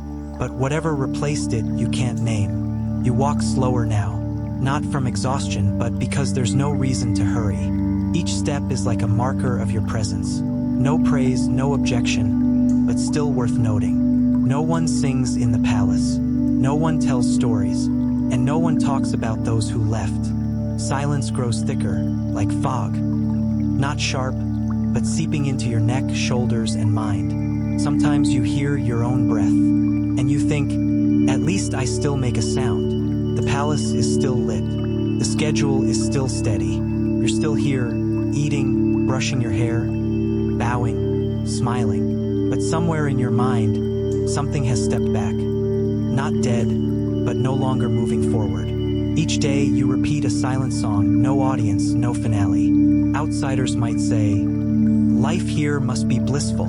You nod, then turn away. In your heart, there's no hope, only routine. And that routine is what's kept you standing in this palace longer than most. No one rewards endurance, but if you endure long enough, you become part of the stone walls. Unshaken, untouched, and no longer needing anything. You understand. Surviving the palace isn't about rising up. It's about not disappearing into silence. And as long as someone calls your name in the morning, you'll keep walking, no dreams, no complaints, no expectations. When the last light withdraws from the hallway, you know, you've survived another day.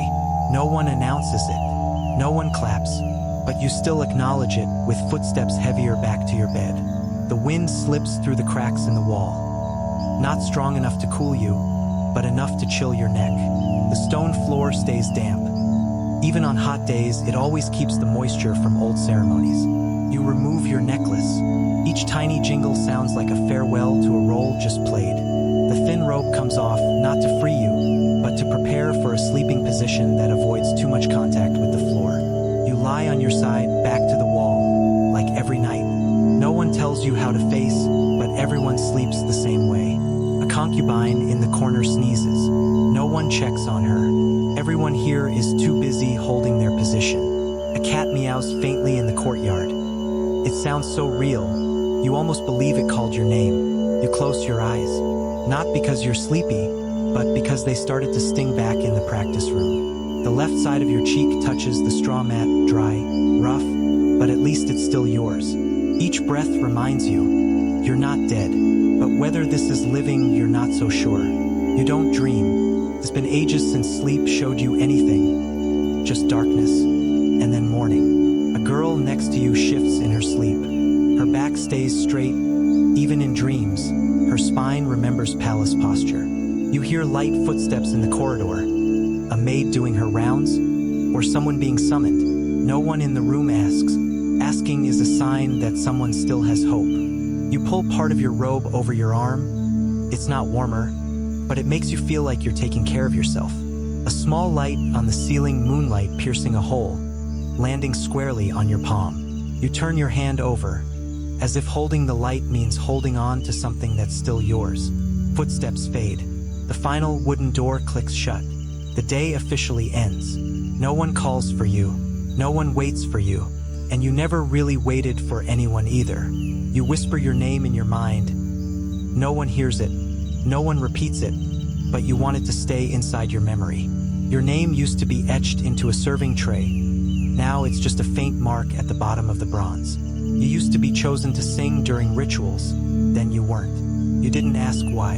Here, there is no reason. Only replacement. You pull your legs in and curl up like every night, the safest shape to avoid bumping or being bumped. A light breeze moves. Sand sifts through the cracks, falling beside your pillow. No one sweeps it. Sand belongs here like you. Someone sighs. You don't know who. Could be you or maybe a dream fading out. You open your eyes one last time. Not to see, just to check if your eyelids still respond. Then you close them again. Breathe slowly and let your body sink into that nameless, quiet peace. No one promises tomorrow will be better, but you also don't wish it worse. In that moment, you understand. You don't need love or to be chosen, you just need to wake up. Not to live a concubine's life, just to see your name still on the morning roll call. You sleep, not for dreams, but because it's the last thing today you can do without pretending. The stone floor grows colder beneath you. The room stills further. Time slides by like an uninvited guest. On the wall, the deity in the painting smiles faintly. You smile back, though no one sees. A day ends. No sadness, no joy, nothing special. But still, a day survived. And for you, that's enough. Not out of gratitude, but because you've stopped expecting more. You sleep, hands still placed where the moonlight shines, like a final reminder, I'm still here. And in the ancient palace of Egypt, the night begins again as it has for millennia. quietly, coldly, and no name spoken unless necessary. If you're still awake after 480 lines, welcome to the backstage of an ancient dream. A place where all statues are flawless, and everyone living beside them stays silent to fit the frame. You've seen the room, the mat, the falling moonlight, and a body long used to being invisible. Not a goddess, not a destined lover, just a name in line on a list. No prince ever wanders into the palace. No one mistakes you for the queen, and there's no magic. You won't rewrite history. You won't die tragically by a golden river. You'll simply fade with time. The stone tablets once etched with your name were worn away centuries ago. But the dinner token still gets scanned daily. No one tells your story in films, but you might show up blurry in a CGI frame beneath Cleopatra's feet. And if you think modern life is stressful, at least you have shoes, a name card, and a private toilet. Here you can be pretty, but you can't be yourself. You're made up not to look good, but to look identical. You're selected not for your qualities, but for your measurements and silence. Every step aligns with rhythm, not of music, but of unspoken orders from the entire palace. So, if you could choose again, would you want to live in an Egyptian palace? Not to change history, just to feel grains of sand slip past your robe in a suffocating long night. Maybe you'd say yes. Maybe you'd want a taste of glory for just a day. Or maybe you're just tired of utility bills and forgot the value of uneventful peace. Either way, thank you for living through a full day with us as Concubine number 34. If you still think life today isn't so bad, soft beds, hot water, and TikTok, leave us a like. And if you still want to go back to ancient Egypt for that royal experience, no worries. We've got a few spots left. Ha ha ha. Hi guys. Have you ever looked in the mirror and wondered, back in the day, people probably didn't feel as pressured about their looks as we do now, right? Well, that's wrong. Completely wrong. Because in the Middle Ages, beauty standards weren't gentle at all, they were pure torture.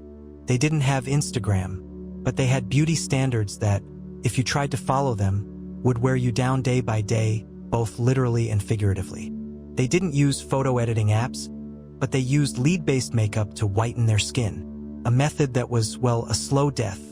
Every noble portrait was basically photoshopped by hand. Your face painted as if you were quietly dying.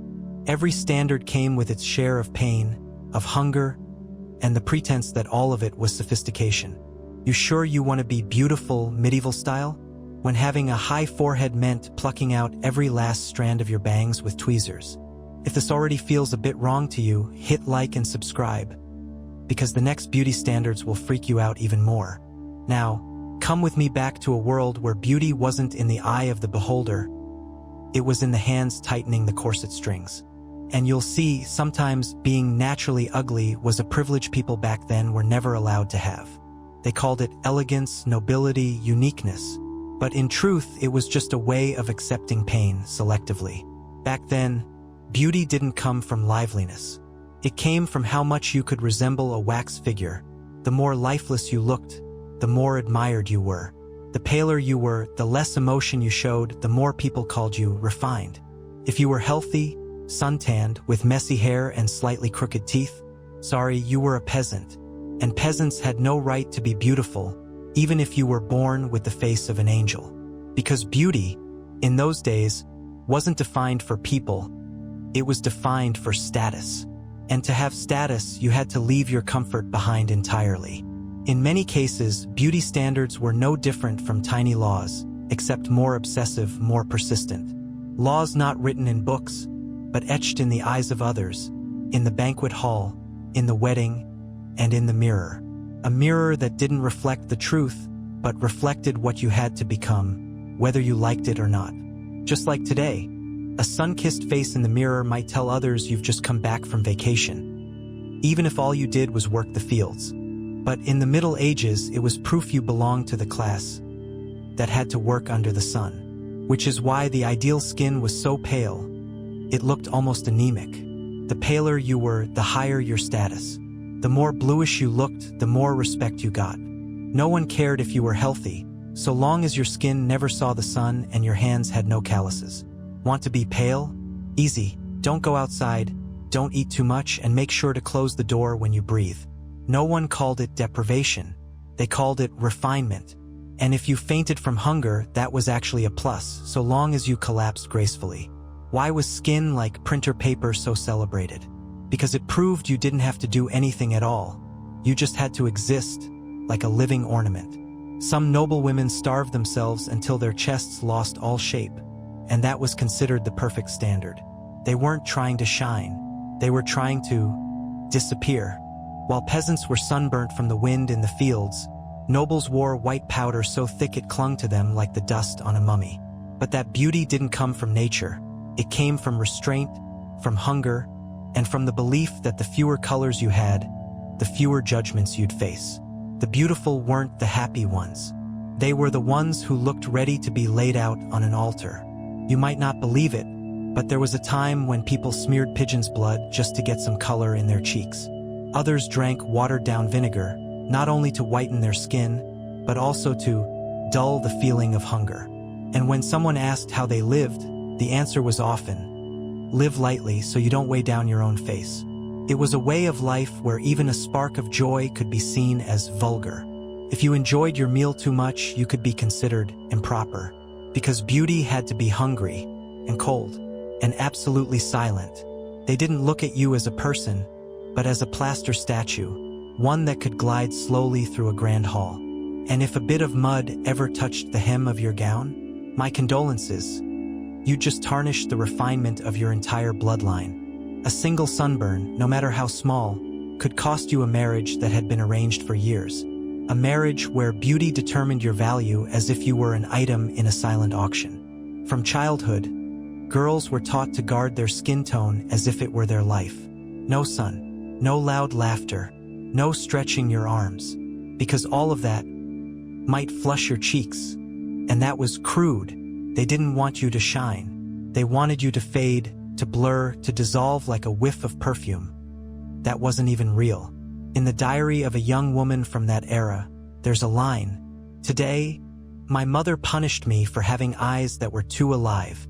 Today, you can stand before a mirror and adjust the lighting. Back then, light was the enemy because it revealed that you still had life in you. You didn't need heavy makeup. You only needed to vanish from the colors of the living world. And when someone praised you for being white as porcelain, they didn't realize porcelain is fragile and mostly kept locked away behind glass. Back then, beauty wasn't meant to be lived in, it was meant to be looked at in silence. You couldn't get dirty. You couldn't breathe too heavily. You couldn't even have the basic needs of a human being. If you feel suffocated just hearing this, congratulations, you're still normal. But if you think, well, that doesn't sound so bad, try fasting for 5 days and then attending a party in a waist-crushing gown. Or, easier still, go a week without smiling and then tell me you still feel natural. And that was only the beginning of beautiful skin in the Middle Ages. The bad news? It gets worse. If you thought the skin was torture, try putting yourself in the waistline of a 14th century lady. And I don't mean figuratively. I mean literally, inside a corset of rough cloth or stiff leather, laced until you could no longer hear your own stomach growl. Medieval beauty had no body positivity. It had the smaller, the better, and the harder to breathe, the higher the value. The ideal waist, not 56 centimeters. It was whatever number kept you from bending over to tie your own shoes. Some women even had to brace their hands on their hips just to sit down, because if they bent too far forward, their ribs might break. But you still had to smile, of course. A strained smile between two stomach spasms from lack of oxygen. And if you carelessly took one extra spoonful of porridge, sorry, you'd be paying for it with a night spent sleeping upright. A swollen belly under a corset was never called full. It was a flaw, a design error, a sign you were losing control of yourself. The irony was that corsets weren't made to protect. They were made to prove you didn't need to move. A woman who walked slowly, breathed shallowly, spoke softly, and never bowed her head, that was the beauty ideal. Not because she was refined, but because she no longer had enough air to do anything else. Today, People call that figure delicate or fragile. Back then, it was a prerequisite, proof you belonged to a class that didn't have to work. And if you had muscle, sorry, you were a laborer. Beauty was never allowed to be strong. A waist too honest would betray you, showing you had been hauling water, stoking fires, and sweeping courtyards. That's why beauty had to be hidden beneath layers of thick, tight fabric, never loosened in front of anyone. Some young women learned to eat so slowly that breakfast could last an entire hour, not out of elegance, but because eating too quickly might make them faint. And no one was surprised if you collapsed at a party, as long as you did it gently and in a beautiful pose. The more you squeezed your waist, the more people believed you had discipline. The more you held your breath, the more they thought you were virtuous. No one asked how you felt. They only checked whether the laces were tight enough. And if they loosened just a little, the looks would change. No longer admiration, but suspicion. You weren't judged by the sound of your voice, but by the faint creak of your corset when you tried to turn. Some ladies were so skilled they could faint onto a stone floor without wrinkling their dress. They were taught that as a life skill, and they called it virtue. Today, if someone tightened your waist so much you couldn't laugh, you'd call it abuse. Back then, it was a wedding gift. A corset, beautiful and suffocating, like a gilded trap you climbed into every morning. And if you asked, what did they endure it for? The answer was simple. They endured it to be considered valuable. A small waist could buy you a good marriage, a kinder gaze, or even a proper meal. They didn't live to love themselves. They lived to be chosen. And to be chosen, you had to look as though you had no internal organs. You didn't need strength. You only needed curves and silence. Maybe that's why so few women back then lived long, because they were never allowed to breathe for long enough. But their legacy lives on. In wedding photos, in tight bridal gowns, in toxic compliments. Oh, such a tiny waist. Just like the old days, they say. Not knowing that in the old days, the air smelled of disinfectant and perfume masking the scent of bruised flesh. So, are you sure you still want to be beautiful like the Middle Ages? Or are you just tightening yourself into a dream borrowed from someone else? Because in those days, beauty often began with hair, and beautiful hair was not just a sign of appearance, but a symbol of purity, in the strangest way possible. Long, shiny, smooth hair meant you had virtue, even if you were secretly running a fever from scalp fungus. The problem was, no shampoo, no clean water, and no place to sit and comb your hair without picking up ash from the hearth. So how did they get beautiful hair? They used animal fat, egg whites, and cooled ash as a natural mask. Then they'd sit in front of a mirror or a piece of dull bronze and pray their hair wouldn't smell on a big holiday. Nice-smelling hair was hair sprayed with dry perfume. And dry perfume was the polite term for sulfur powder mixed with herbs. Tangled hair was combed with a broken wooden comb. If it couldn't be dead-angled, it was cut off, hidden, then cried over. Because if anyone saw you with short hair, you'd be seen as rebellious. Or worse, as a prostitute. A respectable woman had to keep her hair long, even if it was crawling with lice eggs. And it couldn't be shown in public, because hair was erotic. Seeing another woman's hair was considered a kind of moral fall. That's why they wore veils, hoods, and head coverings not for the weather, but for morality. If you ever saw a lady of that time scratching her head in the street, remember, that wasn't rudeness, it was survival. One stray louse could cause a fever lasting 3 days, and one damaged lock of hair could cost you a marriage. Some mothers even taught their daughters to rub flax oil mixed with salt into the scalp, because beauty must suffer, and suffer they did, because if you mixed it wrong, you'd get a mild burn all around your forehead, and that mark would stay for years, while the beauty standard remained unchanged. Hair must be shiny, thick, and obedient. No split ends, no frizz, no straw-like texture, even if you slept on straw every night. Today, you might call hair a natural crown. Back then, hair was proof you still deserved respect. If your hair was thin, people thought you were sick. If it was curly, they thought you were wild. And if you were bald, my condolences, you'd better marry quickly before anyone found out. Without hair dryers, they dried their hair in the wind.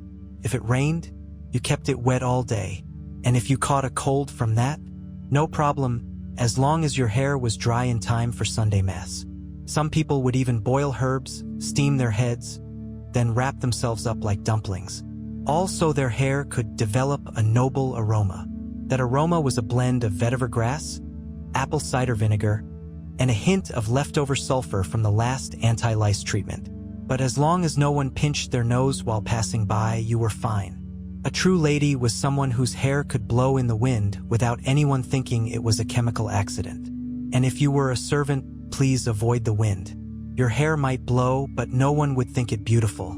Beauty was tied to class. So was hair. The same lice infestation, but if you were a noble, people called it unavoidable.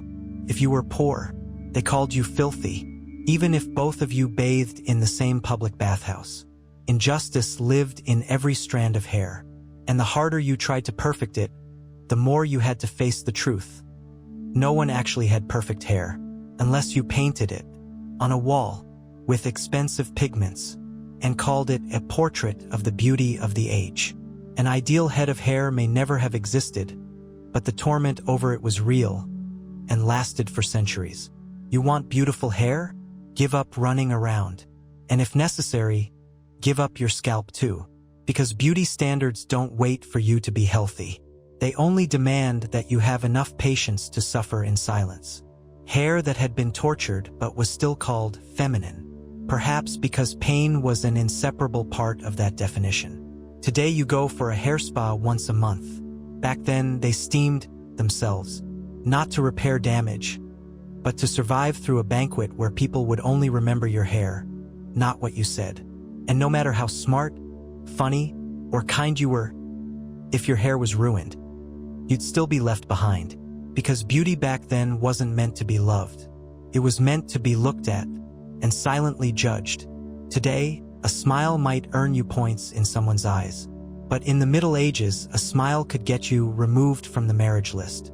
But no, the sad truth is, they didn't have to endure anything at all. The ideal man of the time didn't need muscles, didn't need charm, didn't even need to smell good. They only needed one thing, to look so idle that they could get fat without even trying. The bigger the belly, the rounder the face, the paler the skin, the stronger the proof you didn't belong in the rice fields. And if your hands had no calluses, you could give a little wave to the Duchess without being judged. If your skin was tanned, your back straight, and your teeth healthy, sorry, you looked like a mercenary, not a nobleman. They didn't like muscular men. They liked men like dough, soft, unresisting, and smelling faintly of power. The ideal model. Sitting all day without getting tired, eating all day without your robe strings getting in the way. Beer belly without the beer, extra flesh without the sweat. That was the pinnacle. If a woman had to squeeze herself into a corset to look slim, a man could throw on a wide robe to hide every contour. Not for modesty, but so they could avoid exercise while still being called composed. They didn't have to tighten anything. Just walk slowly, speak softly, and eat in the style of, I'm not hungry, but I eat because I can. A 3-hour meal, grease on the lips, wine in the beard, and everyone called it manly. While a woman taking one bite of cake was judged, a man could devour the whole table and be praised as a connoisseur. No one told them to cover their armpits. No one required them to cinch their waist. No one was shocked if they snored at a banquet. In fact, the more carefree they were, the higher their status seemed, because only the powerful could afford not to care what others thought. They didn't have to maintain an image. They were the image. A plump gentleman, oily face, garlic breath, could still marry a beautiful wife, as long as he owned land. And don't forget, the double standard was such that his wife had to smell good to mask his smell. Some families were rich enough to hire people to fan them, not for cooling, but to blow away the husband's odor. And women had to pretend they didn't notice, while men pretended they never smelled at all. A man's scent wasn't criticized.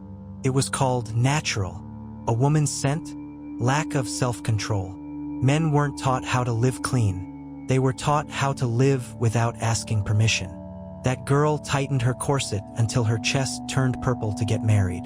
That man, he just had to open his purse at the right moment. Love doesn't need appearances, they said, but really they only said that when they were the man. In paintings, gentlemen often wore big hats, loose robes, and sat with legs wide open, not for comfort, but because they didn't have to sit closed. Their ease was privilege. A round belly could open diplomatic doors. A double chin could be painted as a face full of benevolence. And a lifetime of laziness could be called a contemplative demeanor if your rings were big enough. So why did women have to flatten their stomachs, shave their feet, rouge their cheeks, brush their teeth with charcoal, and wear shoes barely big enough to stand in, but not walk? Because that society didn't need handsome men, it needed wealthy men. And women had to be beautiful enough to get noticed by them. No one demanded that male icons of the time have abs. But women had to have porcelain skin, velvet hair, and a silk-soft heart. There were girls of 16 married off to men of 60 simply because he speaks so eloquently. No one asked, "Do you love each other?" They only asked, "How many plots of land do you own?" And when a wife fainted from her corset, the husband would call the servant instead of loosening the laces. That was medieval love. One sat doing nothing, the other sat perfectly still. One expanded his body, the other shrank hers until she almost disappeared. And they said, love back then was purer, maybe because no one had enough breath left to argue. And you? Where do you think true love begins? With a look? Or with the name on the land deed? However it began, it usually ended the same. Both lying in the same dark, damp room, being bitten by the same fleas, the only truly equal thing in the Middle Ages. But teeth were only a small corner of the picture. Every part of the body had its own standard, and everyone came with a price. Foreheads had to be high enough to warrant plucking out every strand of fringe. Skin had to be so pale it looked like paper, even if it meant lead poisoning. Feet had to be small enough to keep you from walking fast, because a lady, they said, should never be in a hurry. The body had to be soft and fragile, which meant weak, dependent, and always in need of someone to protect or control. Today, you can choose your hairstyle, your skin tone, your body shape. Back then, choice existed only in the mouths of those more powerful than you. And you existed only to be looked at and to be judged. And the scariest part? Many of those standards never really died. They just transformed into a modern version, softer, shinier, but built on the same principle. To be accepted, you must bend yourself to fit the mold someone else made for you. Beauty back then didn't come from a smile. It came from the ability to control your face like a wax mask. And when you lost your first tooth, no one said, "It's okay. It happens to everyone." They looked at you as if you had just slipped down the social ladder, because you no longer met the standard of being beautiful even in silence. No one fixed a smile. They simply learned to turn their head to the side when speaking to hide the worst parts. Some women had to paint their lips in deep red, not to stand out, but to hide the cracks at the corners caused by malnutrition. And sometimes, when you saw someone speak so little, it wasn't shyness. It was simply too painful to open their mouth. A lady had to smile with her eyes. Smiling with her mouth was far too dangerous. Perhaps you've heard the phrase, "A smile is the most powerful weapon." In the Middle Ages, it was proof you didn't know how to keep your mouth shut. And you know the most ironic part? Those with bad teeth were often the ones who truly ate, worked, and lived. But in that society, truth was never praised. They didn't care if you were kind. They only cared that you didn't reveal teeth that had rotted over the years. Beauty, once again, wasn't found in life, but in the ability to hide decay. And that's why, even today, you might brush your teeth 3 times a day and still feel too insecure to laugh out loud. Because that fear, perhaps, has been inherited from ancestors who learned to stay silent in order to survive. A genuine smile can light up a room, but in the Middle Ages, it could snuff you out before you even stepped inside. If you think today's beauty standards are heavy, remember, at least you can still go to the dentist. Back then, one smile could end you, because to have that bright white smile, people used a cosmetic that made you more beautiful each day, while killing you bit by bit. Would you use it? Medieval women didn't have to ask themselves that question. They already used it, and they called it white powder. Main ingredient: lead, a heavy, toxic metal, extremely effective at making you pale as a freshly unearthed mummy. Skin white as porcelain, flawless, that was the ideal. As for the peeling skin and broken blood vessels under the powder, no one said a word. It starts with a mild headache. Then comes the fatigue, the sleepless nights, the hair falling out. After that, confusion, necrosis, and sometimes the heart simply stops. But as long as your makeup doesn't smudge when you faint, you're still considered beautiful. No one warns you, no one asks questions. Because if every woman suffers the same pain, then that pain becomes the standard. Some women powder their faces 3 times a day, each layer thicker than the last, until their skin is no longer skin, but a chemical mask. Lips painted with mercury for a natural flush. Eyes lined with soot mixed with tree resin, burning and cracking the cornea. If your skin turns red, just add more powder. If the powder stops sticking, smear egg whites over your face, like mortar on a wall. And then one day your skin changes color. Not from the powder, but from internal bleeding. Still, you keep wearing the makeup, because natural ugliness is not forgiven. They don't love you, they love the illusion you build with poison. If you can't breathe, cut the dose. If you vomit, take a day off. Then start again. Because that face is the only reason anyone listens to you. Ladies would sit perfectly still for hours, just to keep the foundation from cracking, because a single fissure could ruin an entire marriage negotiation. Some women died of liver failure at 28. The doctors found no cause, but her mirror shone bright. They would say, "She's so beautiful, she doesn't even look human." They didn't know. That was entirely true, because she was no longer human. Her skin didn't breathe, her pulse stuttered, her organs were dissolving inside her. And when she smiles in the oil painting, that is her most beautiful moment. Because she's no longer alive to suffer. Makeup wasn't to hide imperfections. It was to erase the self. It was a silent war between the real face and the shadow society wanted you to become. Each day, you surrendered another piece of your body in exchange for a pleasing glance from someone else. And the cruel truth was, the weaker you became, the more they praised you for being gentle. A beautiful woman never complained, even when her insides screamed from the toxins building up. Some records note that noble women often sat near windows, not to catch a breeze, but to let the lead powder fade from purple back to pale. There were balls where 3 young ladies would collapse at once, and everyone kept dancing, assuming they were simply overcome with emotion. In reality, they no longer had enough oxygen to stand more than an hour in heavy gowns and lead masks. One young woman was buried at just 24. People said she was beautiful until her last breath. No one said she died because she wanted to be called pretty.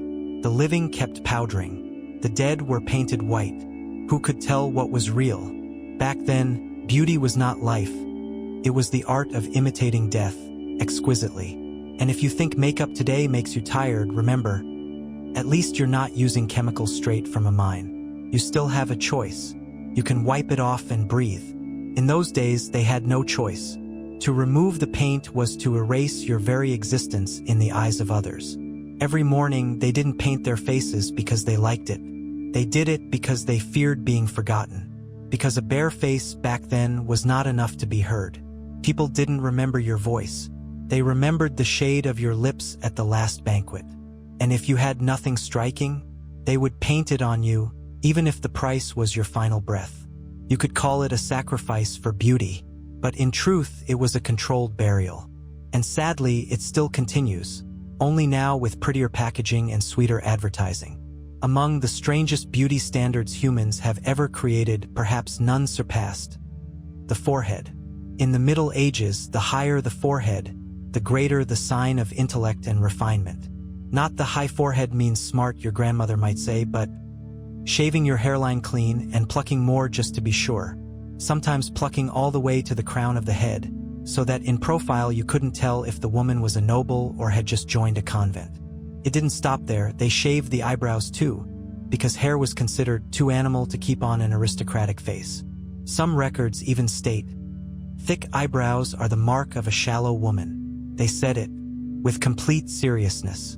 So women plucked until their skin was raw, eyes swollen, then painted back two thin arcs like the tremble of a pencil line. If you've ever been annoyed at uneven brows, try drawing them when your hands are shaking from anemia and the candlelight flickers. And if you ask, why not just keep the brows? The answer is simple, because that wasn't beautiful. Beauty had to be elaborate, painful, demanding. It had to keep you sitting for hours before a mirror just to turn yourself into a less hairy version. That was the top half. As for the bottom, the standard demanded you be perfectly flat-chested. Not because that era liked strange aesthetics, but because large breasts were seen as vulgar, animalistic, and impossible to hide under a corset. They didn't call it beauty. They called it indecency of the body. Slender girls with narrow shoulders, arched backs, and flat chests were considered the perfect ideal. And if you blossomed naturally, congratulations, you just lost about a quarter of your marriage prospects. Some noble women even bound their chests from puberty to avoid growing beyond the allowed limit. Skin marks were nothing. Shortness of breath was tolerable. As long as you kept that pure silhouette. A beautiful woman must be fragile. That's what they said when you fainted from lack of oxygen. And they still applauded because your dress stayed in place. In a society where less was equated with nobility, you had to learn to shrink yourself, both literally and figuratively. Less hair, less flesh, less voice, but always more standards. In truth, every natural feature was treated with suspicion, as if having a living body was a flaw to be corrected.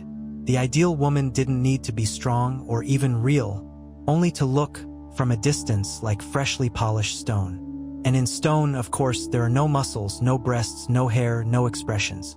They didn't beautify to celebrate a real face. They edited to erase it entirely. Many portraits from that era looked so alike you couldn't tell who was who, because they all shared the same national beauty template. That template didn't allow gummy smiles, no freckles, no tucking your hair behind your ear unless a veil covered it first. You weren't allowed to be yourself. You had to be someone pre-programmed. So if you've ever thought a medieval lady looked noble, remember, she might have been nursing a headache, chest pains, and mild hunger. But as long as no one noticed, she was beautiful. And that was all that mattered. Now tell me, do you feel lucky to have eyebrows, to breathe freely, and to sit without squeezing your chest? Or is there still a part of you that wants to be perfect, even if the price is erasing the most human part of yourself? If you feel uneasy hearing this, good. At least you can still feel. And if you still think, then was prettier than now, let me ask you, are you ready to pluck all your hairline and bind your chest through the winter? Would you accept rejection just because your eyebrows grow the wrong way? Would you stand still for 4 hours just to have your face painted like a blinking mummy? Because that beauty wasn't allowed to live. It was only allowed to be looked at and remembered in paintings, where you could look like a true lady, if no one looked too closely. And if you wonder why they all looked so eerily alike, maybe it's because they were all trying not to be themselves. The real question is, are you doing the same, with a different standard, a different era, but the same fear? Or are you ready to live with a real face, with hair, with breasts, with eyebrows, and with freedom? If you've ever complained about high heels hurting your feet, try imagining wearing shoes made of metal all winter. Noble shoes back then weren't made for walking. They were made to prove you didn't have to walk anywhere at all. Rigid soles, pointed toes, laces cutting deep into the skin. Each step like a silent contract that you will not run away. Wealthy women didn't walk slowly because it was graceful. They walked slowly because every step drew blood. If you saw a lady standing motionless in a corner, don't assume she was posing. She might simply be unable to turn. Beneath the gown was the corset, and beneath the corset was a body compressed like a tightly wrapped parcel. Tight enough to still breathe, barely. A corset cinched from the waist to the bust. Not to preserve a figure, but to create one. a figure that had never existed in nature. Had a big meal? Sorry, you weren't allowed to. The stomach had no space left. Need to pick up a dropped handkerchief? Impossible. Bending over meant risking a dislocated spine. The spine was no longer bone. It was a required curve, bent to the whim of a tailor you had never met. Some days you wanted to take a deep breath, but the corset allowed only existence, breathless and smiling. Then came the lace-up corset, the advanced level of self-distortion to fit a standard. The tighter the laces, the more arched the back, the smaller the waist, and the more scrambled the internal organs. Some women fainted mid-meal from poor circulation. Others didn't wake up at all. Few complained because before you died, you had already made a good impression. People praised, petite as a pocket watch, but no one asked, inside that watch were the gears breaking? You had to glide as you walked. In truth, you were just trying not to fall. Every time you sat down, you counted how many ribs were still intact. They dressed better back then, people say. Yes, if better means being unable to climb stairs. Noble women were never allowed to hurry, because if they ran, everything on them would break, literally and figuratively. Skirts so wide you needed attendants to hold them. Shoes so stiff you had to relearn how to walk. Corsets robbed you of sleep, and braids were woven so tightly that even sleep hurt. But as long as you looked good, who cared? Elegance in those days was silent endurance, the ability to stand for 4 hours without touching your stomach. This wasn't aesthetic taste. It was a control system through fabric, rope, and a mirror too small to show your whole self. You were forced to choose between comfort and existing in other people's eyes. Clothes weren't designed for you to move. They were designed for you to become smiling furniture. Your body was no longer yours. It belonged to the gaze. And that gaze did not accept folds, wrinkles, or irregular breaths. If you breathed too hard, you lacked refinement. If you leaned while sitting, you lacked discipline. If you sweated, you lacked class. They didn't care how you felt, only that you didn't disturb the bow at your waist. And if you wanted to rebel, you were an uncultured woman who didn't know beauty. Some girls got so used to pain, they stopped feeling it. They called it maturity. Some mothers taught their daughters to lace themselves tighter each morning, so they would understand self-worth. And some nights, a girl cried alone because her chest could no longer open the way it used to. But the next morning, she still donned the wig, slid her feet into iron shoes, and smiled with proper upbringing. It was beauty that warped the body, and then warped the emotions. Beauty was no longer freedom of expression. It was the ability to endure without anyone noticing. And if you still think people dressed better back then, let me ask, could you live a month without being able to bend down? Could you walk like a wooden statue just to be called graceful? Or would you choose to breathe, to eat, to walk quickly when you're late? Would you choose true beauty, or the kind that demands you lace yourself into deformity just to fit?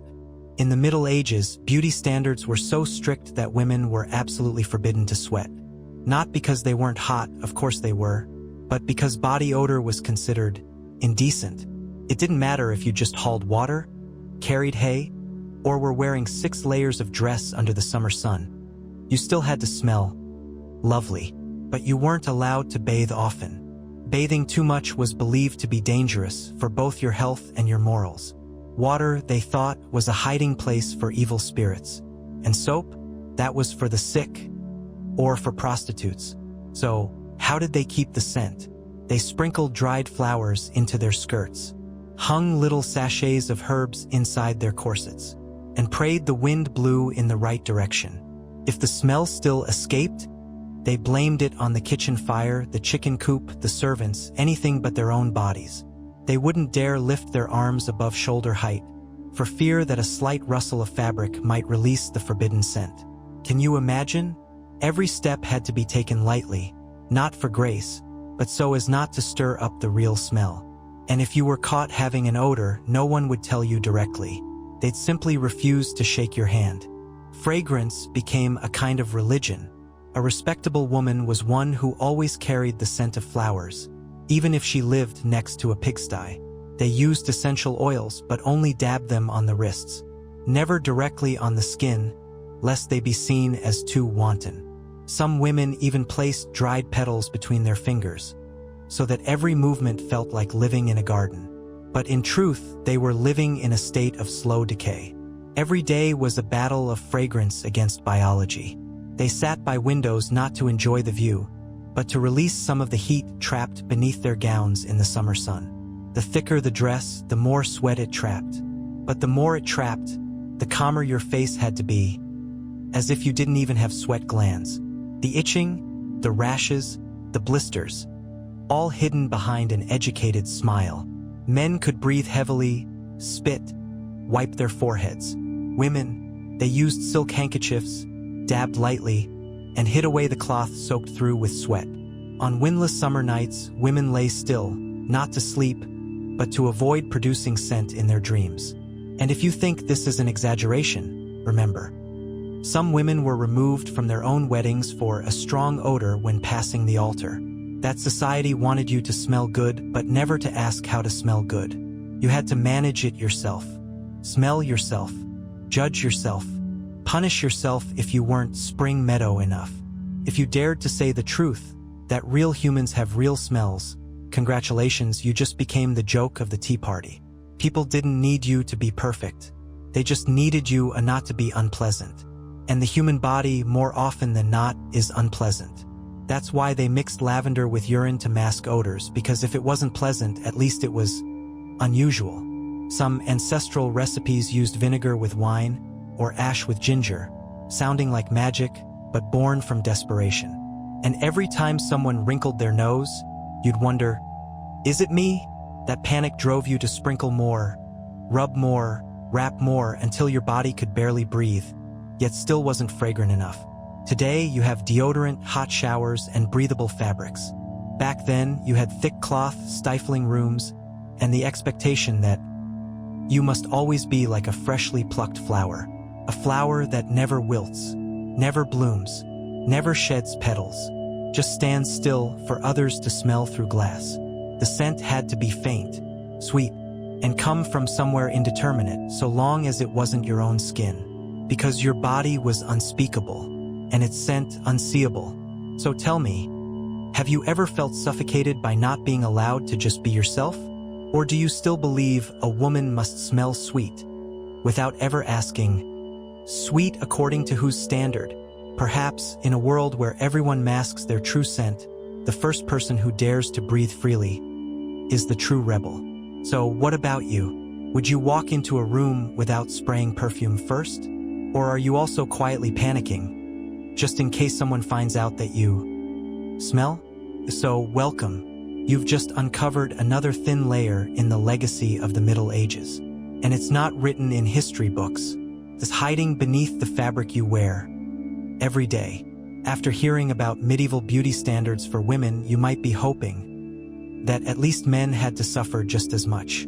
But no, the sad truth is, they didn't have to endure anything at all. The ideal man of the time didn't need muscles, didn't need charm, didn't even need to smell good.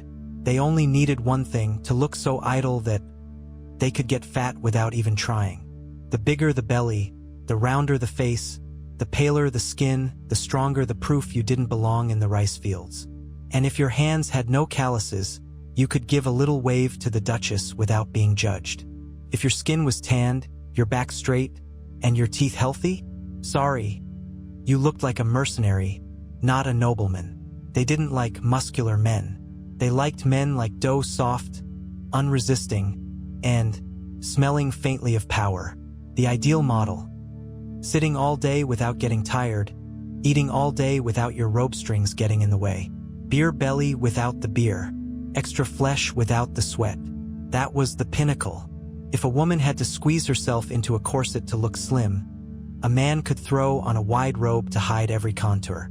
Not for modesty, but so they could avoid exercise while still being called composed.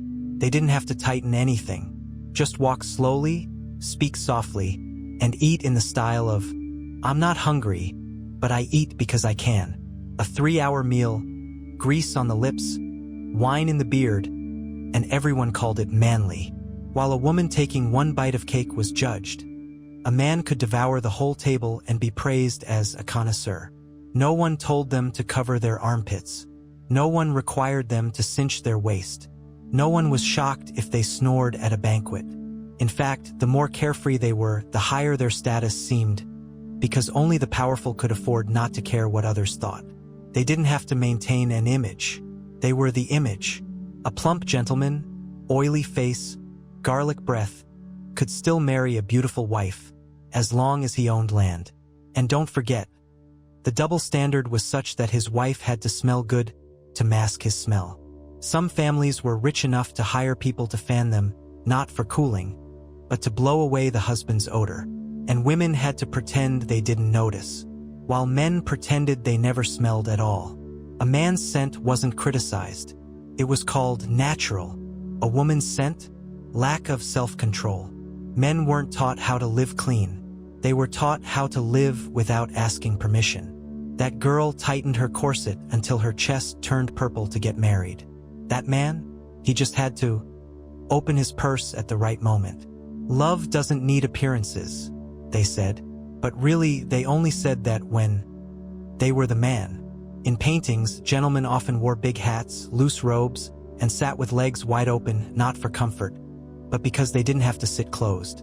Their ease was privilege. A round belly could open diplomatic doors. A double chin could be painted as a face full of benevolence. And a lifetime of laziness could be called a contemplative demeanor if your rings were big enough. So why did women have to flatten their stomachs, shave their feet, rouge their cheeks, brush their teeth with charcoal, and wear shoes barely big enough to stand in, but not walk? Because that society didn't need handsome men. It needed wealthy men. And women had to be beautiful enough to get noticed by them. No one demanded that male icons of the time have abs. But women had to have porcelain skin, velvet hair, and a silk-soft heart. There were girls of 16 married off to men of 60 simply because he speaks so eloquently. No one asked, "Do you love each other?" They only asked, "How many plots of land do you own?" And when a wife fainted from her corset, the husband would call the servant, instead of loosening the laces.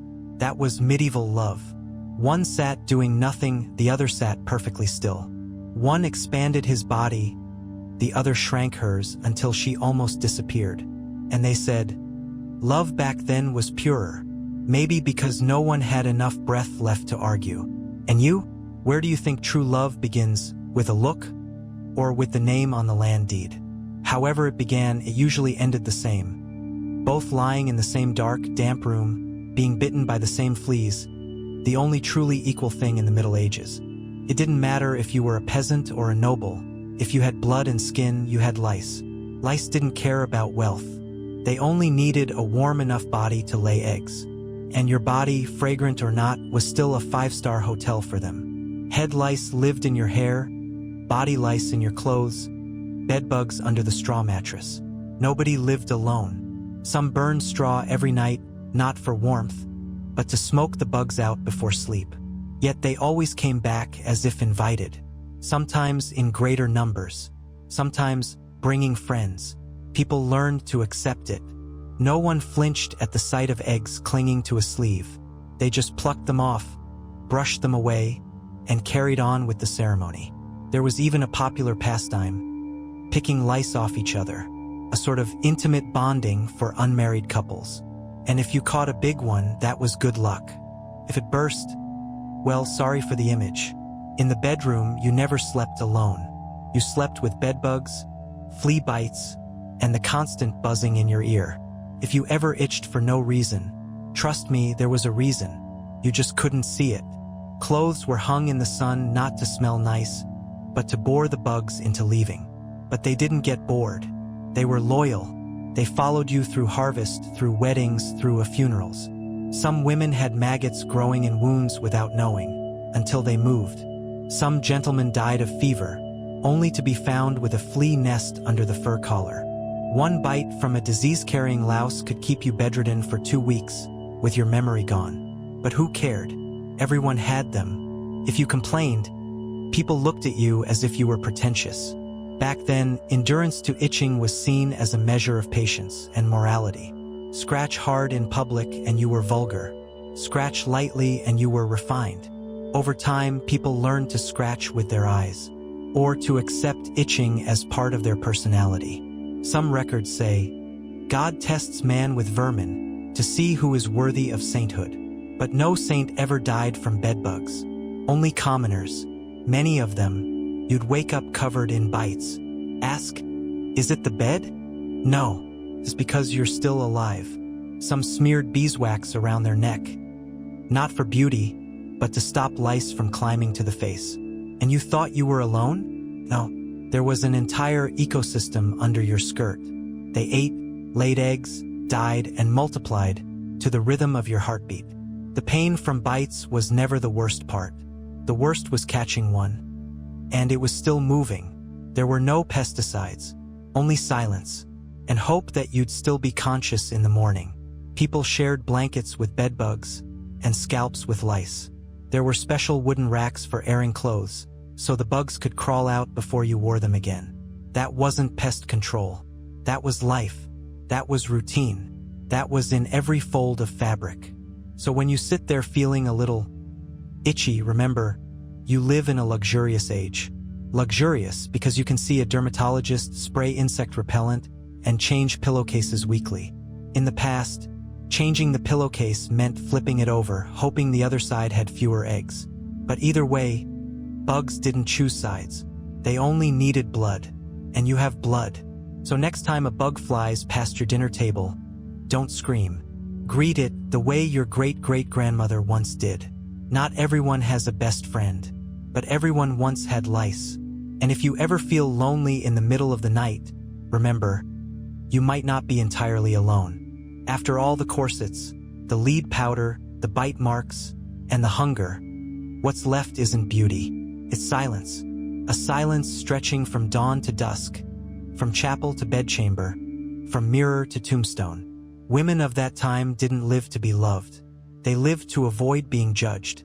No dreams, no choices, only a reputation fragile as a dusting of powder on the face. Each day was a trial. How much could you endure before collapsing? But you weren't allowed to collapse.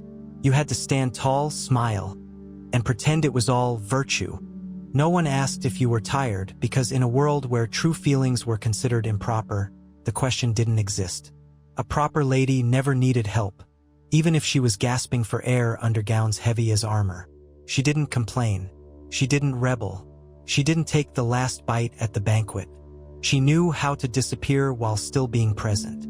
She was a scented shadow, a body without needs, a smile without a voice. Sometimes in the dark, she cried, silently, unseen, for no reason she could name, except exhaustion. Exhaustion from not being allowed to be herself. But in the morning, she wiped her eyes, fixed her hair, and stepped into another day without hope. They said, women are the weaker sex. But the truth is, they were strong enough to survive a system that crushed them to the bone. Men could be angry. Women could not. Men could fail. Women could not forget to tighten their waist. They carried every expectation as if it were destiny, never allowed to set it down. And if they did fall, people would say, she wasn't strong enough to be the wife of a decent man. These women were not victims.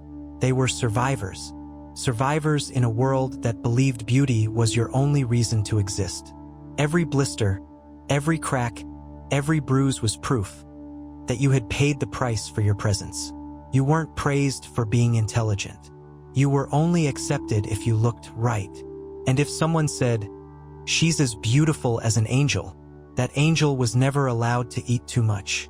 There were no fat angels, no angels with thick eyebrows, no angels who dared to ask, may I breathe for a moment? Endurance was the measure of your worth. Basic needs were seen as weakness. And the bitterest part? It was often other women who enforced these rules because they had been taught the same lesson. If you don't comply, you will be left behind. So you learn to survive by not reacting, not feeling, not needing anything. You turned yourself into an object, easy to display, easy to control, easy to forget. And one day, no one asked how you felt because they assumed you never had. Beauty then was not a reward. It was a punishment for those without the privilege of living honestly. A poet once wrote, "She was as beautiful as a marble statue," and that was meant as praise.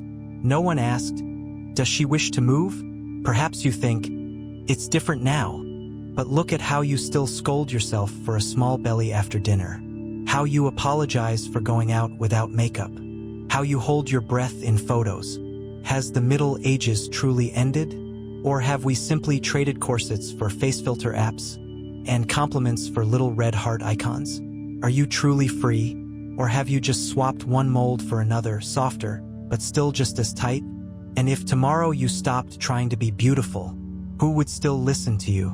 Who would think you deserve to be here? That's the question no one teaches you to answer. Only to stay silent when someone stares too long. But you are still here, still breathing, still alive, still reading these words, which means you haven't given up on yourself.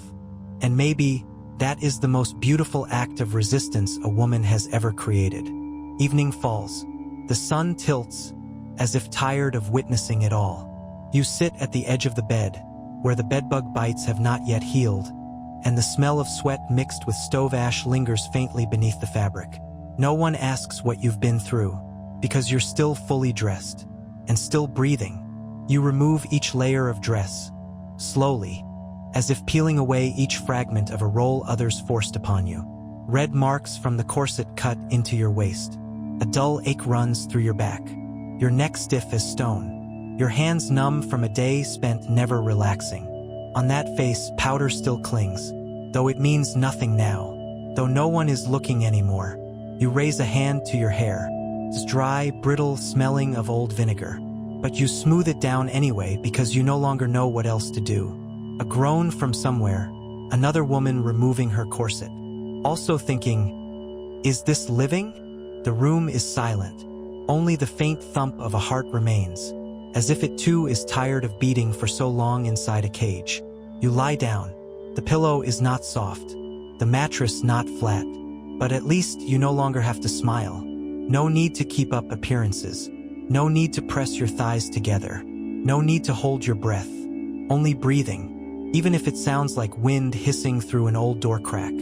Another day ends, and you have survived. Somehow, for whatever reason, even if no one calls your name in their prayers. You pull the straw blanket to your chest. Close your eyes. In your mind, only one sentence remains. Tomorrow will be the same. Perhaps you'll dream if you have the strength. Perhaps you'll just drift off out of habit, not choice. Outside, the bedbugs begin to crawl. Lice slip past your collar. Your stomach growls like an old unwashed pot. But you're not afraid. Fear was worn away the first time you were told that ugliness is a sin. No more dreams. No more resistance. Only existence. Steady as the ticking of a clock without a face. And if someone were to ask, what does beauty bring? You would not answer right away. You would only remain silent, because you know. The price of that silence has been paid with tonight's sleep. Some people still say, I wish I could live in the Middle Ages. They usually say that while sitting on a sofa, eating pizza, watching medieval dramas on a 4K screen. They love the long gowns, the wine feasts, the stone castles, things no one in the year 1325 was actually clean enough to enjoy. They imagine themselves as princesses, as knights, as people outside of time, never as someone scratching fleas all night. But the Middle Ages didn't cast roles. It threw you where it wanted and you stayed there. No one asked your opinion. And most likely you wouldn't live in a castle. You'd live under the kitchen stairs, by the hearth, with the rats. You wouldn't have lace dresses. You'd have 3 layers of heavy, musty cloth, damp in the spring. You wouldn't spend afternoons reading books. You'd be picking bugs out of your feverish child's hair after bathing them in freezing well water. You wouldn't get to choose your hairstyle. You'd pluck your eyebrows, pluck your hairline, starve yourself, and never complain, because surviving was already a privilege, and surviving beautifully was rarer than a breeze that actually smelled good. So, do you still want to go back to 1325? Not as someone watching it on a screen, but as someone real, hungry, itchy. If the answer is no, good. It means you're still sane. If the answer is yes, then welcome. You'll be given a bundle of straw, a corset, and 3 starter fleas. But if you're here in the year 2025, still feeling the pressure to be beautiful, to be pale, to be silent, then maybe you never really left the Middle Ages at all. The only difference is that now, the thing squeezing your waist might be a face filter app. The heavy dress is society's expectations. And the lessons in silence come from the sound of likes, not the voice of a priest. But you do have one thing they didn't, a choice. So if you think this video is worth remembering, like it, or don't. It's up to you. And if you just exhaled a little, knowing you don't have to live in 1325, then welcome back.